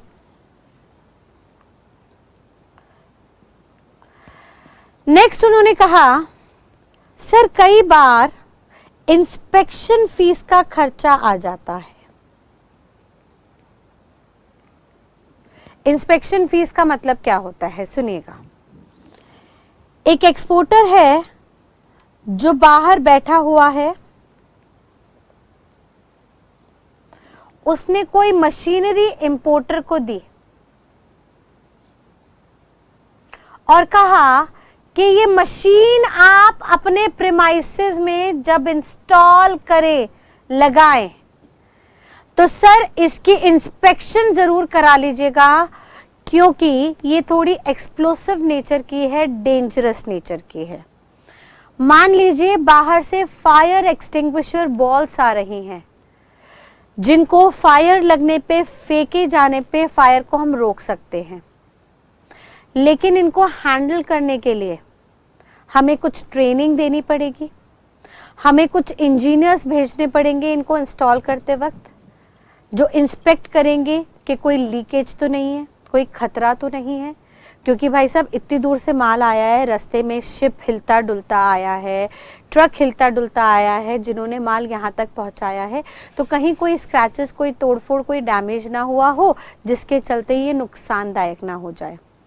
तो एक्सपोर्टर ने इंपोर्टर को कहा कि भाई साहब मैं अपना इंस्पेक्टर भेजूंगा, या तो ये इंस्पेक्टर मेरा होगा या किसी थर्ड एजेंसी से बुला लेना।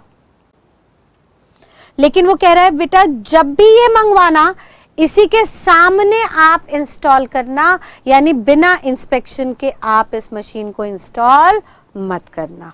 यानी जो भी इंस्पेक्शन का खर्चा होगा, सर भले ही ये इंस्पेक्शन का खर्चा इंडियन साइट पे आके होगा, सर जहां पे भी इस मशीन को इंस्टॉल करना है वहां पे आके होगा, यानी टेक्निकली तो ये पोस्ट इंपोर्टेशन खर्चा है, सर इंपोर्ट के बाद का खर्चा है। लेकिन वो कहता है सर अगर इस खर्चे को कॉन्ट्रैक्ट का हिस्सा माना हुआ है, यानी it is compulsory under contract of exportation. Contract में कंपलसरी क्या है कि बिना इंस्पेक्शन के आप मशीन को इंस्टॉल नहीं कर सकते, गुड्स को इंस्टॉल नहीं कर सकते अपनी साइट पे, इट इज कंपलसरी। तो सर फिर हम इसको प्री इंपोर्ट मानेंगे, भले ही ये खर्चा इंडिया में आके इनकर क्यों ना हो। प्री हमने इसको क्यों माना? बिकॉज सर ये प्री कंडीशन है, इसके बिना माल ही नहीं बेचा जाता। ये प्री कंडीशन थी कि आप अगर हमसे खरीदोगे तो आपको इंस्पेक्ट करवाना ही पड़ेगा, और क्योंकि प्री कंडीशन है, इस कंडीशन को पूरा किए बिना माल इंडिया तक आता ही नहीं, देयरफॉर इसको हम प्री इंपोर्टेशन एक्सपेंस मानेंगे। और क्योंकि ये प्री इंपोर्टेशन एक्सपेंस है, देयरफॉर इस खर्चे को हम क्या कर देंगे? ऐड कर देंगे। ठीक है बेटा। However on the other side, अगर ये खर्चा कंपलसरी नहीं होता, सर आपकी मर्जी है, आप इंस्पेक्ट कराओ आप ना कराओ, कोई इसका नेचर बहुत डेंजरस हजार्डस नेचर नहीं है, तो सर फिर क्योंकि ये प्री कंडीशन तो है नहीं, माल इंपोर्ट करने की कोई कंडीशन तो है नहीं यहाँ पे, और ये एक्चुअल खर्चा कहाँ पे हो रहा है? इंडिया में साइट के आने के बाद, जो भी साइट है वहाँ पे जाने के बाद। देयरफॉर इस खर्चे को हम पोस्ट इंपोर्टेशन एक्सपेंस मानते हैं, और पोस्ट इंपोर्टेशन एक्सपेंस मानते हुए इस खर्चे को हम इग्नोर कर देंगे for the purpose of computing custom duty. यानी टेक्निकली यहाँ पे हमारे पास क्या हो गया? इंस्पेक्शन चार्जेस के लिए उन्होंने इंस्पेक्शन चार्जेस के लिए दो सिचुएशन बनाई। सर अगर ये कंपलसरी है कॉन्ट्रैक्ट में तो प्री कंडीशन है, प्री इंपोर्टेशन एक्सपेंस है। अगर ये कंपलसरी नहीं है तो कोई कंडीशन नहीं है, फिर ये पोस्ट इंपोर्टेशन है। अगर प्री इंपोर्टेशन है तो सर इसको ऐड कीजिए, और अगर पोस्ट इंपोर्टेशन है तो इसको इग्नोर कर दीजिए। ठीक है बेटा, क्लियर एकदम? चलिए एक बार क्विकली रिकैप देखिएगा, हमने क्या क्या खर्चे देखे। हमने पहला खर्चा देखा कमीशन, जिसमें हमने कहा सेलिंग कमीशन को लेंगे, बाइंग कमीशन को नहीं। सेलिंग कमीशन के लिए उन्होंने कहा कौन सा सेलिंग कमीशन है? उन्होंने कहा सर सेलिंग कमीशन वो खर्चा है, उन्होंने कहा सेलिंग कमीशन वो खर्चा है जो एक्सपोर्टर के एजेंट को देते हैं। अगर खाली एजेंट लिखा है तो सर रुपीस में होगा, कैनलाइजिंग एजेंट है तो डॉलर में होगा, उसको ऐड कर दीजिएगा। ठीक है। और यहाँ पे बाइंग कमीशन है वो इंपोर्टर के एजेंट को होगा, अगर खाली एजेंट है तो सर डॉलर में होगा फॉरेन करेंसी में, और कैनलाइजिंग एजेंट है तो इंडियन रुपीस में होगा, उसको इग्नोर कर दीजिएगा। देन नेक्स्ट हमने सेकंड खर्चा देखा sir packing charges. Packing normal charges आपको लेने होंगे, रिटर्नेबल नहीं, प्रिज्यूमिंग दैट रिटर्नेबल पैकिंग 6 महीने में रिटर्न हो गई होगी। देन उसके बाद थर्ड खर्चा हमने कहा रॉयल्टी के लिए। रॉयल्टी के लिए उन्होंने कहा नेक्स्ट खर्चा उन्होंने कहा रॉयल्टी का। सर रॉयल्टी क्या होता है? हमने कहा कोई भी कॉपीराइट वगैरह, कोई भी इंटेलेक्चुअल प्रॉपर्टी किसी ने क्रिएट की है, ट्रेडमार्क लिया है, पेटेंट लिया है, कॉपीराइट लिया है, हम उसके इस अधिकार को अगर शेयर कर रहे हैं तो उस पर हम सामने वाले को, क्रिएटर को कुछ कंपनसेशन, कुछ कंसिडरेशन देते हैं, जिसको हम रॉयल्टी कहते हैं। अगर इंपोर्टेड गुड्स के केस में रॉयल्टी आ रही है for resale of goods in India, यानी उसके बदले टेंजिबल गुड्स इंडिया में आ रहे हैं, तो इसको कस्टम के लिए ऐड कर देंगे। लेकिन अगर रॉयल्टी दी जा रही है उस अधिकार के लिए जिसके तहत आप इंडिया में उन गुड्स को रिप्रोड्यूस करेंगे, तो सर ऑब्वियस सी बात है यहाँ पे कोई टेंजिबल गुड्स नहीं आ रहे, रादर एक इंटेंजिबल अधिकार आ रहा है, और अधिकार आ रहा है तो वो सर्विस है, फिर उसको जीएसटी के अंदर चार्ज करेंगे, ना कि कस्टम में। कस्टम में उसको इस अमाउंट को इग्नोर कर दिया जाएगा। देन उसके बाद हमने नेक्स्ट खर्चा देखा था dismantling and installation charges. Dismantling and installation में उन्होंने कहा बाहर से कोई मशीनरी, बड़ी इक्विपमेंट्स आ रहे हैं, तो सर हमारा मानना है कि वो जो डिसमेंटलिंग का खर्चा किया होगा मशीन को, इक्विपमेंट्स को कंप्लीटली या सेमी नॉकडाउन करने के लिए, ये इंपोर्ट से पहले का खर्चा है, प्री है, इसको ऐड कर दीजिए। लेकिन उसको आप इंडियन साइट पे ले जाके इंस्टॉल करते हैं तो सर ये पोस्ट इंपोर्टेशन खर्चा है, इसको हम इग्नोर कर देंगे। देन उसके बाद हमने फिफ्थ एक्सपेंस देखा डेमरेज का। अगर नॉर्मल डेमरेज है तो सर वो इंडियन पोर्ट का खर्चा है। पोर्ट पर 30 डेज के अंदर अंदर आपको या तो गुड्स क्लियर कराने हैं ड्यूटी देके, या आप उसको कस्टम के वेयर हाउस में भेज देते हैं। अगर इस टाइम लिमिट के अंदर आप गुड्स को वहाँ से नहीं उठाते तो डिले होने पर हम आपके ऊपर कुछ चार्जेस लगाएंगे, जिसको डेमरेज कहते हैं। सर खाली डेमरेज है यानी पोर्ट का खर्चा है, इसको हम हमेशा इग्नोर करेंगे बीइंग पोस्ट इंपोर्टेशन एक्सपेंस। लेकिन अगर क्वेश्चन में शिप डेमरेज कह रहा है, यानी बाहर से शिप में आने में डिले हो रहा है due to transshipment and all, तो उस सिचुएशन में वो प्री इंपोर्टेशन खर्चा है, उसको हम ऐड कर देंगे। देन इसके बाद बेटा हमने देखा था इंस्पेक्शन फीस। इंस्पेक्शन फीस के लिए उन्होंने कहा था कि बेटा अगर एक्सपोर्टर इंपोर्टर को कह रहा है कि आप जो भी सामान ले रहे हो उसको इंस्पेक्ट करके ही लगवाना, और वो इंस्पेक्शन इंपोर्टेशन की प्री कंडीशन है, यानी इसके बिना एक्सपोर्टर माल भेजेगा नहीं, तो भले ही ये खर्चा इंडिया में आने के बाद हो रहा हो, बट इसको हम इंपोर्टेशन की प्री कंडीशन मानते हैं, जिसके बिना माल इंडिया तक नहीं पहुंचता। देयरफॉर इस खर्चे को हम असेसेबल वैल्यू में ऐड कर देंगे। हाउएवर अगर ये खर्चा कोई कंडीशन नहीं है, इंपोर्टर की अपनी मर्जी है, एक्सपोर्टर ने कोई रिस्ट्रिक्शन नहीं लगाई, तो सर फिर ये खर्चा ऑब्वियस सी बात है कोई कंडीशन में था नहीं और इंडिया में आने के बाद हो रहा है, देयरफॉर हम इसको पोस्ट इंपोर्टेशन मानते हुए इग्नोर कर देंगे। ठीक है बेटा, चलिए लास्ट देखिएगा, दो छोटे छोटे खर्चे और बच गए। हम 7th खर्चा देखते हैं।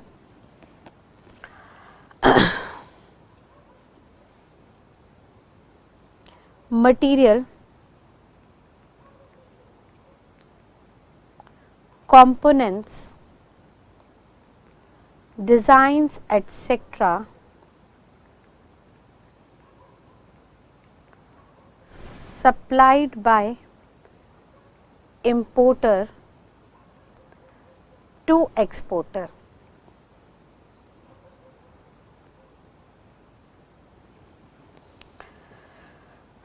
देखिएगा बेटा एक बार एग्जाम्पल के थ्रू हम इस बात को समझते हैं। इंडिया में मेरा एक इंपोर्टर है वीडियोकॉन लिमिटेड। इसने एक नई ब्रांच खोली जिसके लिए इसको 2000 कंप्यूटर सेट्स चाहिए अपनी कंपनी के लिए। अब मान लीजिए ये यूएस बेस्ड माइक्रोसॉफ्ट कंपनी के साथ टाई अप करता है और उसको ऑर्डर प्लेस करता है कि I need 2000 computer sets for my company. ठीक है, अब ऑर्डर मिलते ही माइक्रोसॉफ्ट अपना प्राइस कोट करता है। माइक्रोसॉफ्ट कहता है सर देखिए अगर आप हमसे लेंगे कंप्यूटर सिस्टम तो हमारा एक मॉनिटर पड़ेगा 8000 रुपए का। उसके अंदर हम अपना सॉफ्टवेयर वगैरह डालेंगे आपके डिमांड के अकॉर्डिंगली, तो सॉफ्टवेयर की कॉस्ट पड़ेगी समवेयर 12000 रुपए। हम इसके अंदर सीपीयू डालेंगे आपके डिमांड के अकॉर्डिंगली 14000 रुपए का। हमारे अदर ओवरहेड्स इनकर होंगे और पेरिफेरल्स पे, हार्डवेयर पे 6000 की। एंड मैं अपना प्रॉफिट मार्जिन लूंगा लेट्स से 5000। यानी अल्टीमेटली हमारा जो ट्रांजैक्शन वैल्यू फिक्स होगी, जो इनवॉइस प्राइस फिक्स होगा, वो कितने पे होगा? 45,000 पर यूनिट। अब वीडियोकॉन कहता है सर ये थोड़ा आप महंगा कोटेशन दे रहे हैं, मुझे इतना महंगा नहीं चाहिए। तो माइक्रोसॉफ्ट वीडियोकॉन को कहता है सर आप क्या चाहते हैं? अब माइक्रोसॉफ्ट इस ऑर्डर को खोना नहीं चाहता, क्योंकि यहाँ पे उसको बहुत बल्क क्वांटिटी में ऑर्डर आया है 2000 कंप्यूटर सिस्टम बनाने का।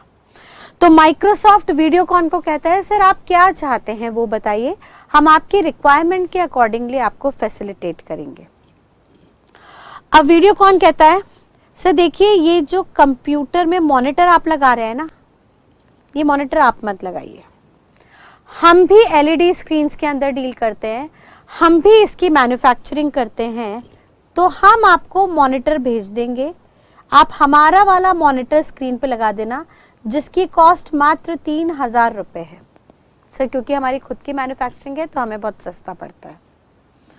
और सर हमारा जो सिस्टम है ये ऑब्वियसली मोबाइल सिस्टम होगा, यानी मोबिलिटी रहेगी, जो स्क्रीन है, जो लैपटॉप्स हैं, जो सिस्टम है, एक जगह से दूसरी जगह शिफ्ट हो सकते हैं। तो सर हमें एक अपना स्टॉक मेंटेन भी करना है, कल को कहीं ये ना हो कि छोटा सा टैब है और स्टाफ अपने बैग में ही रख के ले जाए और हम बाद में उससे पूछे कहाँ गया, तो वो कहे मैं तो अपनी टेबल पे छोड़ गया था।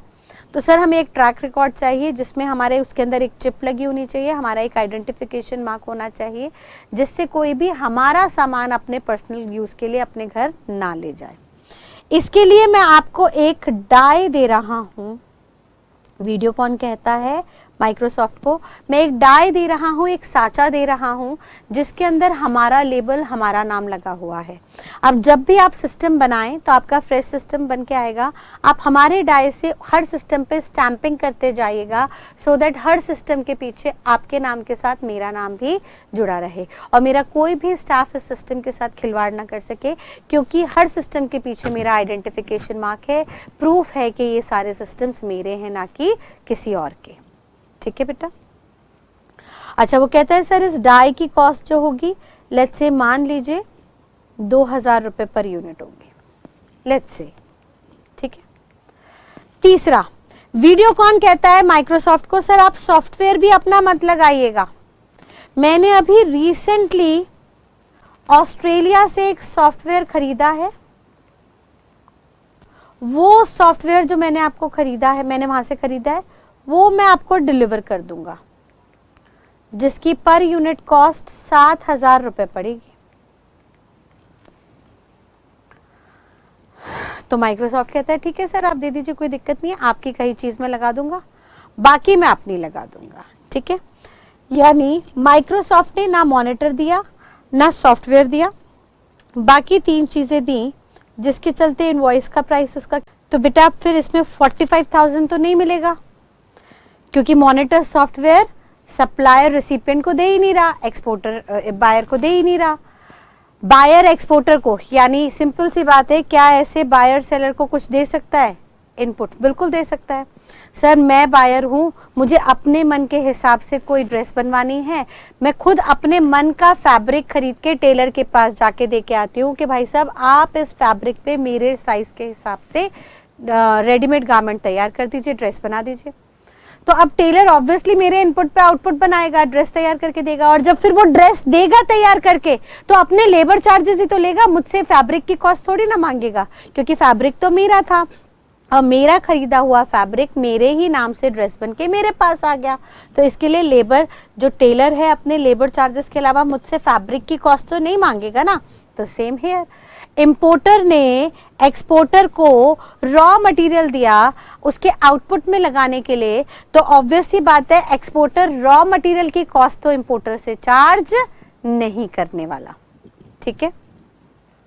यानी अल्टीमेटली इनवॉइस प्राइस कितना होगा सर? 45 की जगह वो सिर्फ जितना पे कर रहा है उसका टोटल यानी 25,000 उसे पे करना होगा, इंपोर्टर को एक्सपोर्टर को पे करना होगा। और एक्सपोर्टर जब इंपोर्टर को गुड्स डिलीवर करेगा, कंप्यूटर सिस्टम भेजेगा, तो उसमें इनवॉइस प्राइस भी साथ में मेंशन करके दे देगा, that is of 25,000 per unit. लेकिन बताइए क्या वाकई ये सिस्टम इंडिया में 25,000 रुपए पे आ गया? नहीं।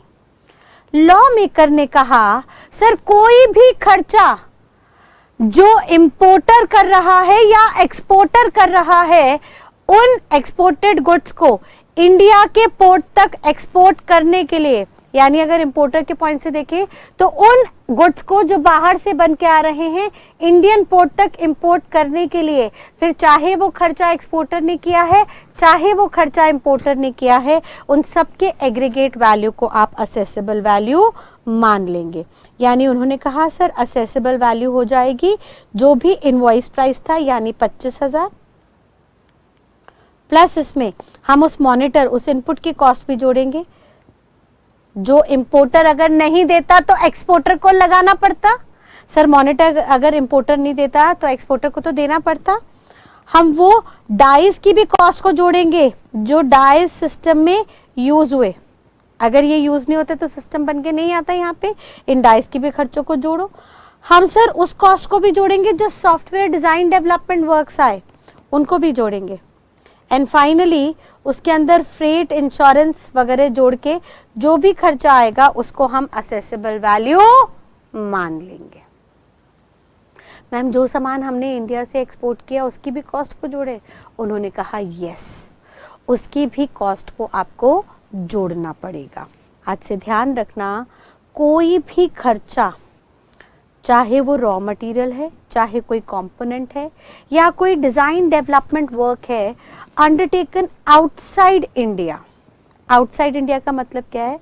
उन्होंने कहा सर मॉनिटर डाई वगैरह जो भी इनपुट है और जो भी मशीन वगैरह है वो चाहे इंडिया से खरीद के दे, हमें कोई दिक्कत नहीं, लेकिन जो भी डिजाइन्स है, रिसर्च वर्क है, इंजीनियरिंग वर्क है जिसमें इंजीनियर्स की जरूरत पड़ रही थी, या डेवलपमेंट वर्क है जो इंपोर्टर एक्सपोर्टर को दे रहा है, इसकी कॉस्ट को इंपोर्टेड गुड्स के अंदर आपको सिर्फ और सिर्फ तभी जोड़ना है जब ये इंडिया से बाहर अंडरटेकन हुए। क्यों सर? इसका मतलब क्या है? अगर ये डिजाइन डेवलपमेंट इंडिया में हुए होते तो हम उसकी कॉस्ट को नहीं जोड़ते? नहीं जोड़ते बेटा, बिल्कुल नहीं जोड़ते। वो कहता है अगर ये डिजाइन डेवलपमेंट वर्क बाहर से बन के आया तो आपसे बड़ा बेवकूफ कोई नहीं है। आप बाहर से डिजाइन खरीद रहे हो, इंडिया से कैश आउटफ्लो बाहर गया, फिर वो जो डिजाइन आया आप उसको खुद इंडिया में नहीं यूज कर रहे, उस फॉर्मूले को आपने किसी तीसरे बाहर बंदे को दे दिया, और जिस बाहर बंदे को दिया उसको फिर आप फाइनल प्रोडक्ट बनाने के लिए उसको दे रहे हो, जिसपे फाइनल प्रोडक्ट पे अगेन आपकी जेब से पैसा बाहर खर्च हो रहा है, कैश आउटफ्लो जा रहा है। तो सर ऐसी स्थिति में हम इस चीज को एनकरेज नहीं करेंगे। जो भी खर्चा आपका हुआ है उसको हम असेसेबल वैल्यू के लिए ऐड कर देंगे। जैसे ही हम ये खर्चा ऐड करेंगे असेसेबल वैल्यू बढ़ जाएगी, वैल्यू बढ़ी तो ड्यूटी आपको बढ़ी हुई देनी पड़ेगी। यानी इसका मतलब ये है कि अगर ये रिसर्च वर्क, ये डिजाइन वर्क, ये डेवलपमेंट वर्क इंडिया में हुआ होता और इंडिया से फिर हमने बाहर एक्सपोर्ट किया होता अपने प्रोडक्ट के अंदर यूज करने के लिए, तो उसका वैल्यू को हम यहाँ असेसेबल वैल्यू में कभी नहीं ऐड करते। नहीं ऐड करके वैल्यू हमारी कम हो जाती, ड्यूटी कम देनी पड़ती, और ये छूट हमने जानबूझ के दी है in order to provide encouragement of Indian research work. हम चाहते हैं इंडिया में ज़्यादा से ज़्यादा रिसर्च एंड डेवलपमेंट वर्क हो, तो उसको बढ़ावा देने के लिए यहीं के काम को अगर आप बाहर प्रमोट करते हो तो उसकी वैल्यू को हम कभी भी नहीं जोड़ेंगे। ठीक है बेटा, यानी इसका क्रक्स क्या निकला? हम ये कह सकते हैं, सिंपल सी बात, इंपोर्टर एक्सपोर्टर को सप्लाई करता है कोई भी तीन चीजें, रॉ मटेरियल,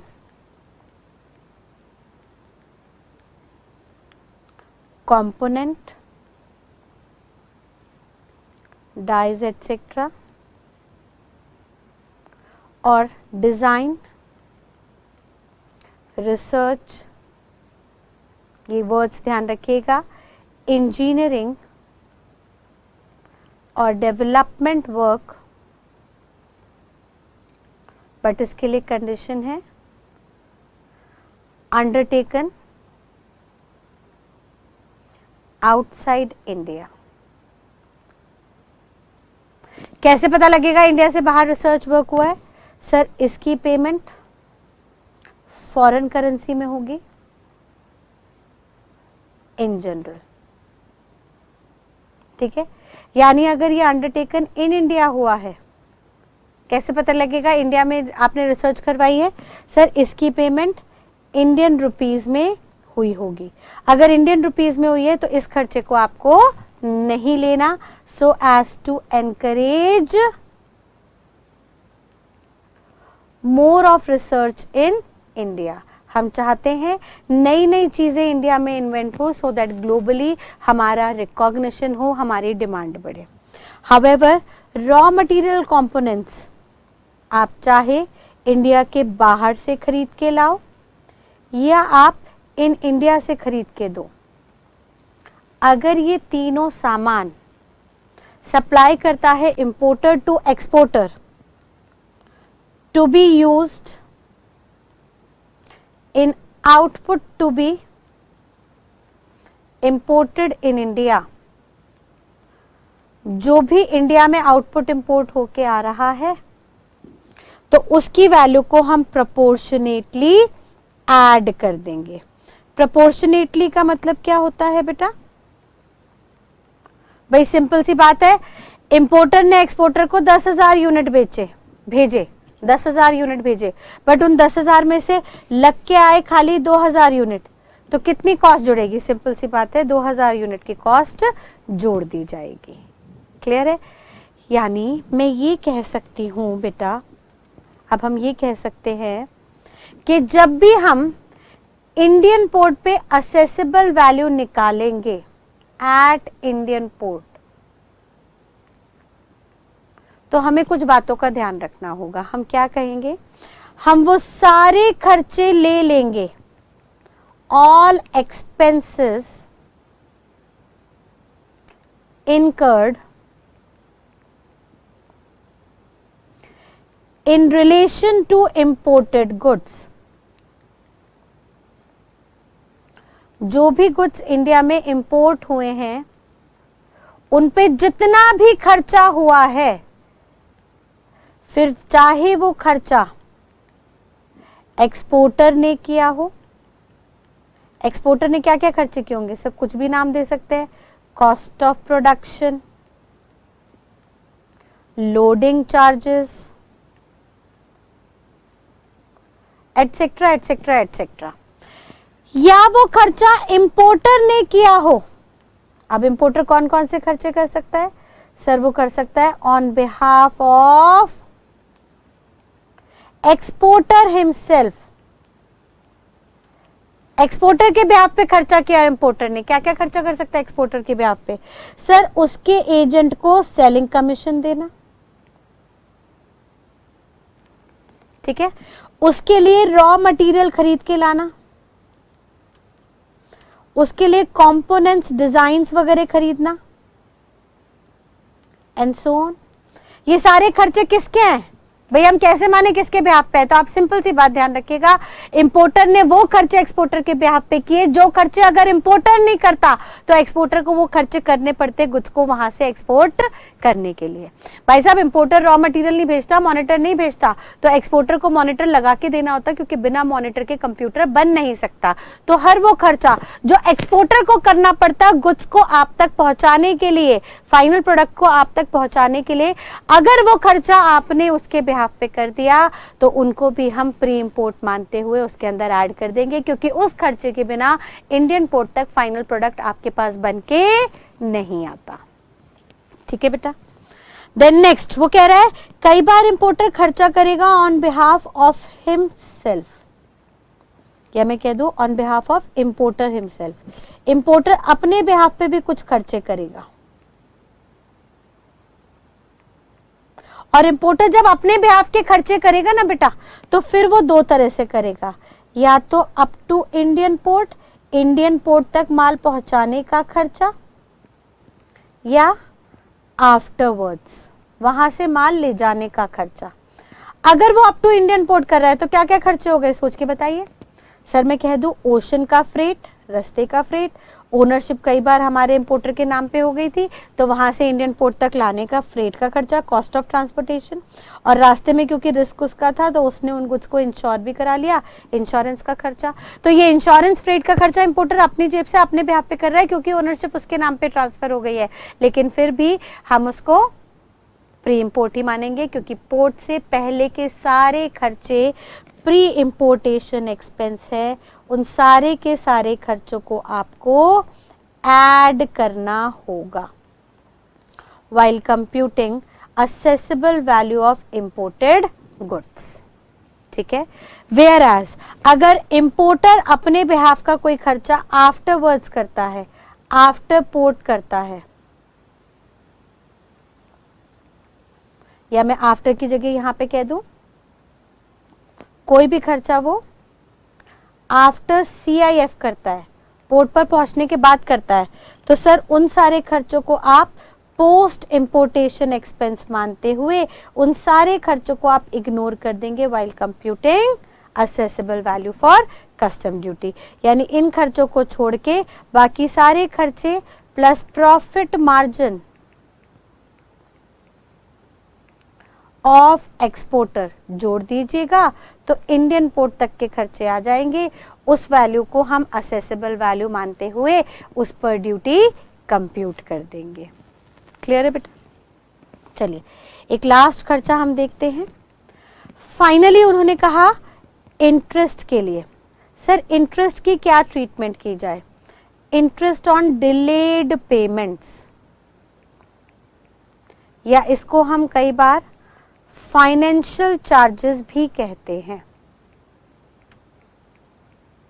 इनको हम कई बार फाइनेंशियल चार्जेस भी कहते हैं, फाइनेंस कराने का खर्चा। चलिए मान लीजिए बाहर से एक इंपोर्टर ने सामान मंगवाया और ये जो सामान मंगवाया है गुड्स इंपोर्ट किए हैं, सर ये दो तरह से गुड्स आते हैं, या तो बाय कैश इंपोर्टर ने पूरा पैसा हाथ के हाथ दिया, या बाय क्रेडिट पैसा अभी नहीं जा रहा, इंपोर्टर ने एक्सपोर्टर से रिक्वेस्ट की है कि सर इंस्टॉलमेंट में मुझे सामान दे दीजिए, सामान आज भेज दीजिए, मैं पैसे आपको पेमेंट टुकड़ों टुकड़ों में कर दूंगा।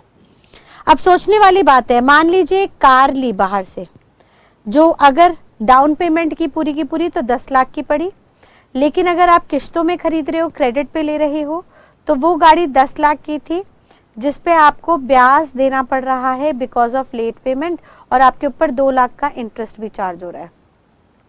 यहाँ पे 12 लाख चार्ज हुए, यहाँ पे आपसे 10 लाख चार्ज हुए। अब लॉ मेकर कह रहा है सर वो जो कैश में बंदा सामान खरीद रहा है, सोचिए जो कैश में बंदा सामान खरीद रहा है उसकी परचेजिंग पावर ज्यादा या कम, उसकी खरीदने की क्षमता ज्यादा या कम? ऑब्वियस सी बात है उसकी खरीदने की क्षमता ज्यादा है। He is having higher purchasing power, उसकी परचेजिंग पावर ऑब्वियस सी बात है ज्यादा है एज कंपेयर्ड टू वो बंदा जो क्रेडिट पे सामान खरीद रहा है। जो क्रेडिट पे सामान खरीद रहा है सर उसकी परचेजिंग पावर बहुत कम है, तभी तो वो उधार पे माल खरीद रहा है, इकट्ठा उसके पास इतना पैसा नहीं है कि वो वन टाइम में पूरी पेमेंट करके गाड़ी को खरीद ले। अब सरकार कहती है सर यहां पे थोड़ी सी डिस्क्रिपेंसी नहीं हो जाएगी? वो बंदा जो किश्तों पे खरीद रहा है उसके लिए आप असेसेबल वैल्यू में पूरा इंटरेस्ट जोड़ देते हो, और वो बंदा जो किश्तों में माल नहीं खरीद रहा उसके लिए इंटरेस्ट क्योंकि चार्ज ही नहीं हुआ तो आप उसको लेते नहीं। अदर थिंग्स बीइंग कांस्टेंट, अभी हम फ्रेट, इंश्योरेंस और बाकी खर्चों को अगर इग्नोर करके समझें और इसी अमाउंट को असेसेबल वैल्यू माने तो आपको नहीं लगता एक दिक्कत है? सर जिसने कैश में खरीदी गाड़ी उसको तो कस्टम ड्यूटी लेट्स से 40% के रेट से पड़ी 4 लाख रुपए, और जो क्रेडिट पे खरीद रहा है उसको कस्टम ड्यूटी 40% के हिसाब से 4,80,000 पड़ रही है। सर टेक्निकली देखिए ये तो अनड्यू हार्डशिप हो गई, ज्यादती हो गई उस बायर के साथ जो ऑलरेडी गरीब है। सर एक गरीब बायर जो किश्तों में जैसे तैसे पेमेंट कर रहा है, जैसे तैसे 2 लाख का एक्स्ट्रा खर्चा उठा रहा है, उसके ऊपर आप उस इंटरेस्ट को आप असेसेबल वैल्यू में जोड़ के उसके ऊपर 80,000 रुपए का सरप्लस टैक्स और चार्ज कर रहे हो। सरप्लस ड्यूटी और चार्ज कर रहे हो। सर ये तो गरीब को मारने वाली बात हो गई, गरीब को और तंग करने वाली बात हो गई। तो चलिए सरकार ने कहा ठीक है जी, हम इस बात को मद्देनजर रखते हुए अब इस अनड्यू हार्डशिप को खत्म करते हैं और हम कहते हैं कि ड्यूटी निकालने के लिए इंटरेस्ट के एलिमेंट को आप असेसेबल वैल्यू में मत जोड़िएगा। यानी अगर आपके गाड़ी का प्राइस 10 लाख है तो आप इंटरेस्ट को इग्नोर करते हुए सिर्फ और सिर्फ 10 लाख को असेसेबल वैल्यू मानते हुए 10 लाख पे 4 लाख की ड्यूटी दीजिएगा। यानी आपसे भी हम ड्यूटी उतनी ही मांगेंगे जितने कैश परचेज वाले बायर से मांगी जा रही है।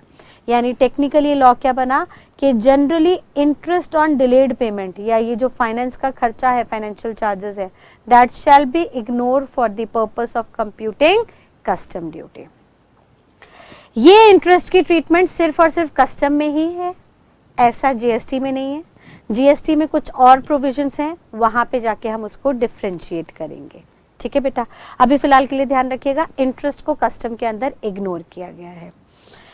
लेकिन सरकार ने कहा सर हमने जैसे ही इंटरेस्ट को माफ किया ना, बहुत लोग आ गए जो अपने आप को बहुत स्मार्ट समझते थे, ओवर स्मार्ट समझते थे, बहुत शाणे थे। सरकार ने देखा जैसे ही इंटरेस्ट माफ हुआ ड्यूटी निकालने के लिए, लोगों ने एक प्लानिंग शुरू कर दी। कस्टमर ने कहा सेलर को, इंपोर्टर ने कहा एक्सपोर्टर को, देखिए सर आपको ना 12 लाख रुपए चाहिए किश्त मिला के, इंटरेस्ट मिला के आपको 12 लाख रुपए देने हैं, हमें ब्याज देना है आपको 2 लाख का और 10 लाख का हमें कैश प्राइस देना है जिसको हमें किश्तों में बांटना है। आपको 12 लाख की जरूरत है, हम आपको 12 लाख देंगे, बट रसीद में आप गुड्स का प्राइस 7 लाख और इंटरेस्ट 5 लाख लिख दीजिए। और ये जो 12 लाख की लेट से 10 किश्तें बनेंगी तो हर 10 किश्त 1,20,000 की होगी, तो सर 1,20,000 ही देंगे, लेकिन उस 1,20,000 में से 70,000 आप कैश प्राइस लिख देना प्रोडक्ट का और 50,000 इंटरेस्ट लिख देना। उससे क्या होगा, इंटरेस्ट को हम लेते नहीं तो असेसेबल वैल्यू हमारी खाली 7 लाख रहेगी। हम खड़े खड़े टैक्स इवेजन कर लेंगे, टैक्स की चोरी कर लेंगे ऑन 3 लाख। यानी अगर 10 लाख पे ड्यूटी देते तो पूरे 10 पे जाती 4 लाख रुपए। अब हम खाली 7 पे दे रहे हैं क्योंकि इंटरेस्ट को तो जोड़ना नहीं, तो 7 पे 40% की ड्यूटी लगेगी। हम खड़े खड़े 3 लाख पे 40% के हिसाब से 1,20,000 की टैक्स की चोरी कर लेंगे। सरकार ने ये इवेजन देखी, इस तरह की प्लानिंग देखी, तो सरकार ने भी अपने लॉ में मॉडिफिकेशन की और उन्होंने कहा कि अगर हमें कभी भी लगा कि इंटरेस्ट के चलते आपका कैश प्राइस वेरी कर गया है, और ये कैश प्राइस देखना बहुत आसान है सर, जो बिना इंस्टॉलमेंट के गाड़ी खरीद रहा है उसकी गाड़ी 10 लाख की और जो इंस्टॉलमेंट में खरीद रहा है उसकी गाड़ी 7 लाख की, तो पक्का तय है डिस्काउंट तो मिला नहीं होगा क्योंकि इस बंदे ने पैसे तो अभी तक दिए ही नहीं, लेकिन इसका जो पेमेंट है वो डेफिनेटली इंटरेस्ट के अंदर सेट ऑफ हो गया होगा। यानी इंटरेस्ट लगने की वजह से उसका प्राइस इन्फ्लुएंस हो गया होगा, प्राइस फ्लक्चुएट हो गया होगा for the purpose of tax evasion. फिर इस इवेजन को खत्म करने के लिए हम इंटरेस्ट को इग्नोर नहीं करेंगे, रैदर उस इंटरेस्ट को हम ऐड कर देंगे और असेसेबल वैल्यू पूरी की पूरी 12 लाख लगाते हुए उस पर पूरा 4,80,000 का ड्यूटी लगा देंगे। यानी इंपोर्टर बोला सर दुहाई हो, ये क्या कर रहे हो, मैं तो गरीब हूँ, मेरे पे 80,000 का टैक्स ज़्यादा क्यों लगा रहे हो। तो सरकार ने कहा भाई साहब तेरे को शानपंती करते वक्त समझ में नहीं आया था कि तू गरीब है। जब हमने तुझे शराफत से कहा था कि गाड़ी का दाम उतना ही रहने दे जितना कैश में खरीद रहे हैं, तो जितना ब्याज लग रहा है उसको हम इग्नोर कर देंगे, तेरे को ड्यूटी नहीं देनी, तो तेरे को चुल लुट रही थी, तेरे को ज़बरदस्ती था यहाँ पे आके उस प्राइस को मैनिपुलेट करना। अब क्योंकि तेरे इंटरेस्ट की वजह से प्राइस इन्फ्लुएंस हो गया है तो हम किसी की नहीं सुनेंगे, हम पूरे के पूरे इंटरेस्ट के एलिमेंट को असेसेबल वैल्यू में ऐड कर देंगे। क्लियर है बेटा, यहाँ तक की बात क्लियर। तो एक बार यहाँ तक के लॉजिक को हम क्लियरली रिकैप करते हैं, देन हम इसको कंसेप्चुअली क्वेश्चंस के साथ अंडरस्टैंड करेंगे। तो हमने देखा था interest on delayed payment normally एक क्रेडिट वाले देते हैं, देयरफॉर इंटरेस्ट को हम इग्नोर करते हैं टू अवॉइड अनड्यू हार्डशिप। लेकिन अगर हमें लगता है कि आप ओवर स्मार्ट बन रहे हो, प्राइस इन्फ्लुएंस हो रहा है, अगर प्राइस इन्फ्लुएंस हुआ तो हम पूरे इंटरेस्ट को ऐड कर देंगे, असेसेबल वैल्यू पूरी की पूरी 480 पे ड्यूटी चार्ज कर दी जाएगी। हाउएवर जनरल लॉ यही कहता है, हमारा जनरल लॉ यही है कि इंटरेस्ट को हम इग्नोर करेंगे, बट इस बात की एक्सेप्शन आ गई और एक्सेप्शन ये कह रही है कि अगर प्राइस इन्फ्लुएंस हुआ ड्यू टू इंटरेस्ट, हमें दिखा कि प्राइस कम ज़्यादा हो रहा है चोरी के लिए, तो फिर हम इंटरेस्ट को पूरा ले जाके आपके अंदर आपकी टैक्सेबल वैल्यू में, असेसेबल वैल्यू में ऐड कर देंगे। ठीक है बेटा, इज दैट क्लियर? तो चलिए आज की क्लास को यहीं पे एक बार क्विक रिकैप के साथ वाइंड अप करते हैं। हमने फटाफट से देखा था रूल 10(1) के खर्चे। रूल 10(1) में हमें एक्सप्रेस्ड खर्चे बताए गए थे, जिसमें उन्होंने कहा था ये खर्चे आपको सिर्फ और सिर्फ तभी जोड़ने हैं जब आपको क्वेश्चन में ये खर्चे दिए जाए। उसके अंदर हमने सबसे पहला कमीशन देखा था। कमीशन के अंदर हमने कौन सा ले लिया? सेलिंग कमीशन को हमने ऐड कर दिया और बाइंग कमीशन को हमने इग्नोर कर दिया। सेलिंग जनरली रुपीस में होता था, लेकिन अगर कैनलाइजिंग एजेंट है तो फॉरेन करेंसी में भी हो सकता है। दूसरा हमने देखा था पैकिंग के बारे में बात की थी। पैकिंग उन्होंने कहा सर नॉर्मल पैकिंग है तो इसको आप ऐड कर दो, लेकिन अगर रिटर्नेबल पैकिंग है तो इसको हम इग्नोर कर देंगे, प्रिज्यूमिंग दैट ये पैकिंग 6 महीने के अंदर अंदर वापस चली गई हो from the date of importation. तीसरा हमने देखा था यहाँ पे डिसमेंटलिंग एंड थर्ड हमने यहाँ पे देखा था रॉयल्टी। रॉयल्टी के लिए उन्होंने कहा सर कोई भी इंटेलेक्चुअल प्रॉपर्टी पे जो भी पेमेंट जा रही है वो रॉयल्टी है, उसको जब हम किराए पे ले रहे हैं। अगर ये रॉयल्टी फॉर रीसेल है, उन कुछ को दोबारा बेचने पे है जो बाहर से इंपोर्ट हुए थे, तो इसको ऐड कर दो। लेकिन अगर ये रिप्रोडक्शन में यूज़ हो रही है, कोई अधिकार आया जिसमें हमें यहाँ पे गुड्स बनाने हैं, बाहर से कोई गुड्स नहीं आ रहे, तो इनको कस्टम के लिए नहीं लेंगे। हाँ, यहाँ पे इंटेंजिबल राइट आ रहा है, सर्विस आ रही है, तो इसको हम जीएसटी में ले जाके ट्रीट करेंगे। देन हमने देखा था डिसमेंटलिंग एंड इंस्टॉलेशन चार्जेस। हमने कहा सर डिसमेंटलिंग का खर्चा प्री इम्पोर्ट है, इसको ऐड कर दो, और जो इंस्टॉलेशन का खर्चा है ये पोस्ट इम्पोर्ट है, इसको इग्नोर कर देना। देन हमने देखा था डेमरेज का खर्चा। डेमरेज अगर इंडियन पोर्ट पे हो रहा है, गुड्स इंडियन पोर्ट पे उतरने के 30 डेज के अंदर नहीं क्लियर हो रही, तो सर फिर हम आपके ऊपर पेनल्टी लगाते हैं। अगेन ये पोस्ट इम्पोर्ट खर्चा है, इसको हम इग्नोर कर देंगे। देन हमने देखा इंस्पेक्शन का खर्चा। इंस्पेक्शन चार्जेस के लिए उन्होंने कहा सर अगर इंस्पेक्ट कराना, गुड्स को इंडिया में लगाने के बाद इंस्पेक्ट कराना प्री कंडीशन है, तो सर इसको फिर हम प्री इम्पोर्टेशन मानते हुए ऐड कर देंगे। लेकिन अगर ऐसी कोई कंडीशन नहीं है तो सर ऑब्वियस सी बात है ये खर्चा इंडिया में हुआ है, देयरफॉर इसको हम इग्नोर कर देंगे। देन हमने देखा इसके बाद कोई भी इम्पोर्टर मटेरियल, कंपोनेंट्स या डिज़ाइन एंड डेवलपमेंट वर्क बाहर से लेके, आउटसाइड इंडिया से लेके इन लोगों को एक्सपोर्टर को दे रहा है for their consumption in India, for their consumption in output to be imported in India, तो हम इसको प्रोपोर्शनेट बेसिस पे ऐड कर देंगे। एंड देन लास्टली हमने देखा कोई भी इंटरेस्ट वगैरह चार्ज हो रहा है फॉर लेट पेमेंट, तो सर हमने कहा वैसे तो हम इसको नहीं लगाएंगे, बिकॉज ये जनरली वो लोग खर्च करते हैं जिनकी परचेजिंग कैपेसिटी कम होती है। बट इस बात की एक्सेप्शन डाल दी, अगर हमें लगा कि इंटरेस्ट की वजह से प्राइस इन्फ्लुएंस हुआ है, कम हुआ है for the purpose of tax evasion, तो इसको हम ले जाके ऐड कर देंगे। क्लियर है बेटा? चलिए आज की क्लास को हम यहीं पे वाइंड अप करते हैं। इस बात को हम आगे कंक्लूड करेंगे with proper question banks. Till then, thank you and God bless you beta till next class.